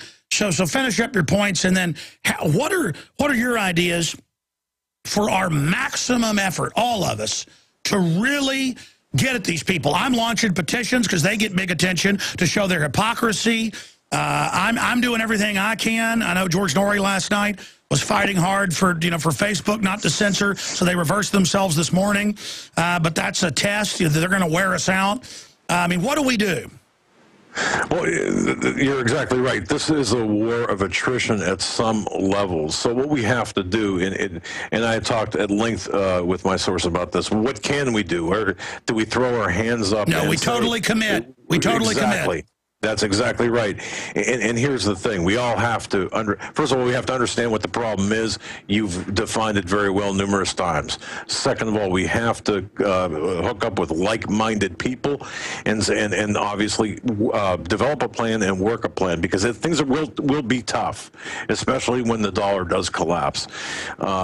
Trust but verify. Trust no one except those people that you verify that are really on your side. Watch for people infiltrating your groups. They are going to marginalize us before they take us down. They're going to make us look foolish, to make us look like fools on the internet before they pull the plug, obviously. So there's a value there to understand that. But here's the thing. The bottom line is don't comply, don't submit to anything that is not constitutional. Don't comply with the illegal checkpoints, the illegal search and seizures, the illegal the grabs at the airports and by the TSA. And if you really, at the very heart of this, we have to stop feeding the beast. According to another one of my sources, one of the biggest things that they're afraid of is everyone stopping paying taxes, kind of like in Poland. Stop paying taxes. Stop feeding the beast. That's what they're really afraid of, because once that happens, you take away their money, and obviously, at that point, the war goes very hot, because they're after our money. Our money, of course, is a receipt, if you will, for our labor, our time. They use our blood against us. So dig in at every level, speak out against them, resist them, demonize them because they are demons, expose them, discredit them. At every level, realize this is a war. We have a total hot authoritarian takeover. It's not just some creeping corruption anymore. That's my next question to you. Why are they wanting to hurry and get it all done? Because of the engineered collapse? Because once they engineer the collapse, they want to consolidate power. But if they don't have everything battened down, the collapse could be used, as Ron Paul has said, to wake up the people and take the republic back? Yeah, you said it exactly. There is an agenda here. There is an acceleration of events taking place for a number of reasons. One of the reasons is where we find ourselves in the economic area of things. Another is the global state of affairs. We really have a perfect storm right now with respect to what's happening in Syria, with Iran, in Israel, in the Middle East, as well as the economy. They want to capitalize on this, and they know that Obama will be our last, and I shudder to use the term president. So they want to get everything done and buttoned up now while they can, because they've got a compliant puppet who's developed some of his own muscles, but yet he's a puppet in the Oval Office. And the people around him are the Fabian socialists, the communists, the people from the Antonio Gramsci School, Frankfurt School. That's who's running this country. And this is what we've got to look forward to. But I'll tell you, the D.H.S. source said this: these people are cowards as well. If you stand up to them, think of them as bullies in the schoolyard. You stand up to them, in many cases, they will back down. So definitely we've got to... Yeah, let them know. Don't call the White House and say, please don't do this. Say, we know you're foreign criminals. We know you're terrorists. We know you're scum. I mean, yes. It's important. And I'd go to local police station and say, hey, the NSA admits they're spying illegally. The government says they're coming after our guns. That violates the Constitution. You better decide which side you're on. I mean, it's time to get aggressive, folks. Yeah, I couldn't have said it better. And I'll tell you what, I would urge everyone, and as I said before, you certainly don't need my endorsement, our endorsement, but I would urge everyone to follow what you are doing. You are at the tip of the spear. You've got a wide audience. You've got a great reach, and you affect a lot of people. People need really to get together under your... shall I say, leadership or guidance. Well, it's not even that. I mean, all I can say is we've studied history. It's not hard to know what was coming. Now it's here, and it's just going to get crazier. And if something happens to us too, folks, I see that as a major canary in the coal mine. So if they set me up with drugs, I don't use drugs. if they, God forbid, you know, as that police officer called in yesterday, he's told all his buddies, you know, if they say, you know, that I killed my wife and burned my house down, it's not true, folks. I'll never commit suicide. I'll never hurt my family. None of it's true. If I'm found dead in a hotel room with a hooker, folks, I wasn't with a hooker. You know, people need to understand this isn't a game.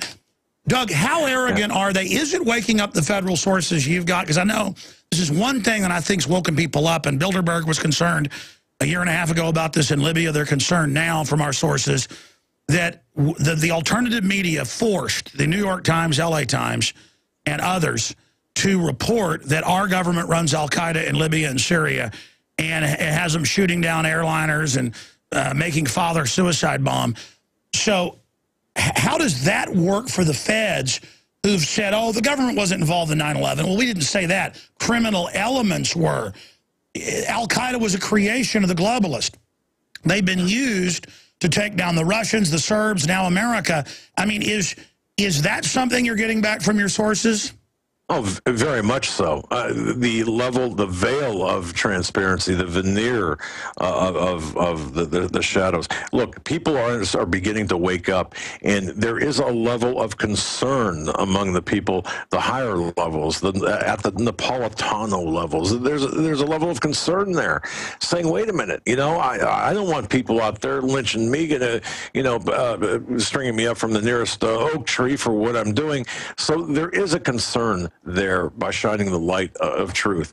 And at the higher levels, however, there's a hubris, but at the mid levels, exactly, because the Rockefellers and Rothschilds, the public doesn't even know their names. They're insulated. Even a Napolitano, witch that she is, and that weird group of deviant women around her who just... How does that affect morale, though, even with corrupt FBI people and folks they've hired to have weirdo women call you in and say, you know, do me favors and go live in the bathroom, you ugly man. I mean, these are crazy people. I mean, why are even the corrupt people serving such scum? I mean, when it's going to destroy the whole system. I mean, just so they can, because the globalists hate America and gun owners and Christians so much, folks, they'll burn everything just to get to us. I hope all you minions that serve the system and get invited down to the local CFR and get invited down to the head Mason Hall and get invited, you know, down to the local Federal Reserve meetings. You all think you're at the table because you got $100 million in the bank. They're going to take everything you've got, and you're going to be lucky if they just take everything you've got. See, when globalists steal from people and authoritarians do this, they're then going to trump up charges on you later, and they're going to kill you. So you know what's sick about this, Dean? Doug, I think of a Dean Hagmann, the X-Files guy who I might get on the show soon. Doug, is that these guys don't know history. 100% of the time, the people that open the drawbridge to the traitors are all the first ones to get gutted. You know, they may know history, but they think that they can change it. They've got this mental thought process where they're better than everyone else. They're different than everyone else. They're more capable. They're capable of changing history. That's what they're trying to do. That's the hubris. And you mentioned about that culture of just perversion that exists.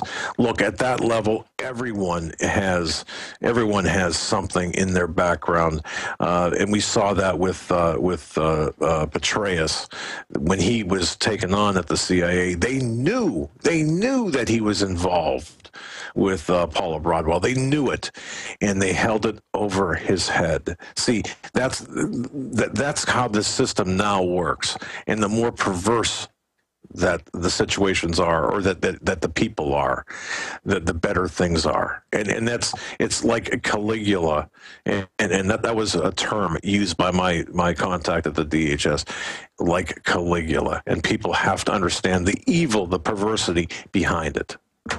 Well, when you look at the stuff that most of these top politicians are into, they don't let you in the club. You don't get the committee chairmanship unless you bare minimum have boyfriends and girlfriends, and that's not usually enough. You know, to be a top general, they tell you got to cheat on your wife. We got to have photos of it. But to get into the upper rooms, you got to do illegal stuff. And I don't think people get it. That's why history, you always have such evil people in control, is because only they're willing to do really evil stuff to be in power. And they want power so they can grab your little kid and rape them and cut their head off. I mean, I'm sorry, but that's what we've got up there is a bunch of people who don't just like hurting little kids. They like killing them. You know, Sandusky was providing kids to globalists all over the country. And look at who was all around him and who defended him. Top TV casters, top sportscasters, politicians, D.H.S. people. Well, you bet they're protecting him because he was supplying them little kids. Go ahead, sir. No, you make a great point here, because when we're talking about people like, for example, Hillary Clinton and people, her and people like her, people have to understand the mindset is different.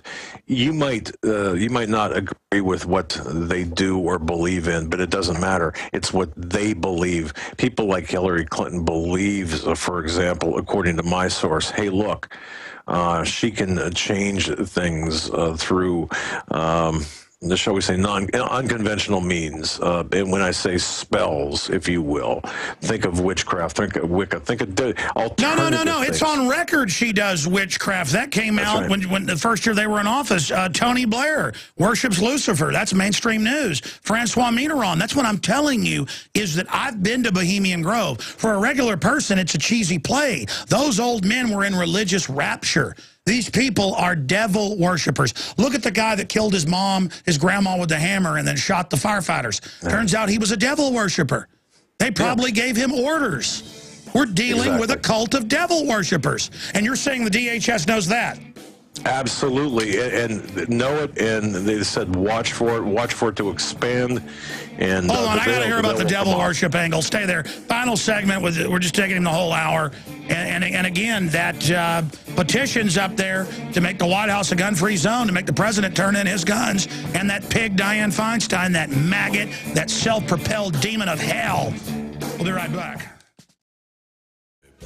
Okay, about an hour ago, we launched the petition at Infowars.com at the White House. And if people say, oh, they'll get me if I sign a petition, you just go sign up with an email to verify, and then you can get on the petition. You can even set up another email if you want. I mean, if you won't even do a petition to get attention to this, we're done. But it doesn't matter. We've done pretty good in an hour. It's 652 petitions. We need 24,348 for the president to lie. He's sworn to respond to these, but they have him with hundreds of thousands for secession, close to 100,000 now to deport Piers Morgan. It doesn't matter. Once it gets media attention, everyone goes, wait, the politicians all have armed guards? Why can't our kids? So we demand Obama issue executive order making White House, federal buildings, and events gun-free zones. I'm going to send this out at Real Alex Jones on Twitter here in just a moment. Please retweet this immediately and go to Infowars.com. And one quick announcement. It's out. It just got here on the trucks about 2 hours ago. The new first issue of 2013. We have an article in there predicting that 2012 wouldn't be the end of the world, but giving the real threats to the planet. It is now out and now shipping to you. You can subscribe, or you can buy them in bulk in groups of 10 up to 100 and give them to people. 60-page glossy color mag, 2013, the year America dies, ? And we break down how this is the total takeover on the Second Amendment, the police state, everything. You want to wake somebody up? This is the magazine to buy in bulk, just for the one cover story article. We go over Europe conquered, now America's turn, Second Amendment in crosshairs, NDAA justification for tyranny, re-education camps for dissidents, Obamacare, designed to bankrupt America, Big Brother becoming pervasive, NSA spying no longer secret, foreign policy backing terrorists, more regime change, the TSA occupies the streets, the ERA, the era of drones, 2013, collapse or rebirth. Again, and then we get into 10 reasons why it's not the end of the world as we know it, but the real threats. It's just such an important magazine. Best issue yet. Second Amendment, you name it, crossword puzzles, Frida's amazing art. It is the new issue, 2013, the year America dies. Go to InfoWarsStore.com to see the new cover. Pretty powerful cover. Okay, we're almost out of time. Look. I try to be calm here, ladies and gentlemen. They're introducing the legislation to ban physically 900 guns, make you turn them in. The rest of the guns, you've got to go get registered with the ATF, and they decide if you can have a gun with fingerprints. That's like level 3 to get machine guns. It turns it right into a privilege. They're going to stage more shootings. That's one thing your source was saying. Look for more. No kidding. With this much hype, you'll have copycats. They're coming. You can tell the arrogance. They don't care. So we've got to get the word out. They think that we're weak. I don't think we're weak. We can turn it around, especially by flogging House Republicans. You tell a Rubio, you'll never be president, you punk. You tell all the senators, the House members, we are politically coming after you. Just like with the real Tea Party, go to their meetings, get in their face, get aggressive or lose it all. And to all the idiots, we got 1 minute left. I want your Satanism comment. To all the idiots that say, well, I don't have guns, why do I care? The guns go, it all goes. It's the canary in the coal mine. Doug Hagmann, Northeast Intelligence Network, final comment on the Satanism angle. Yeah, Alex, I was surprised as heck, and my source just told me to look at the Benghazi report. Number one, it was issued 69 days after the actual attacks. The number 69 has some sort of satanic meaning, for example. It was 39 pages long.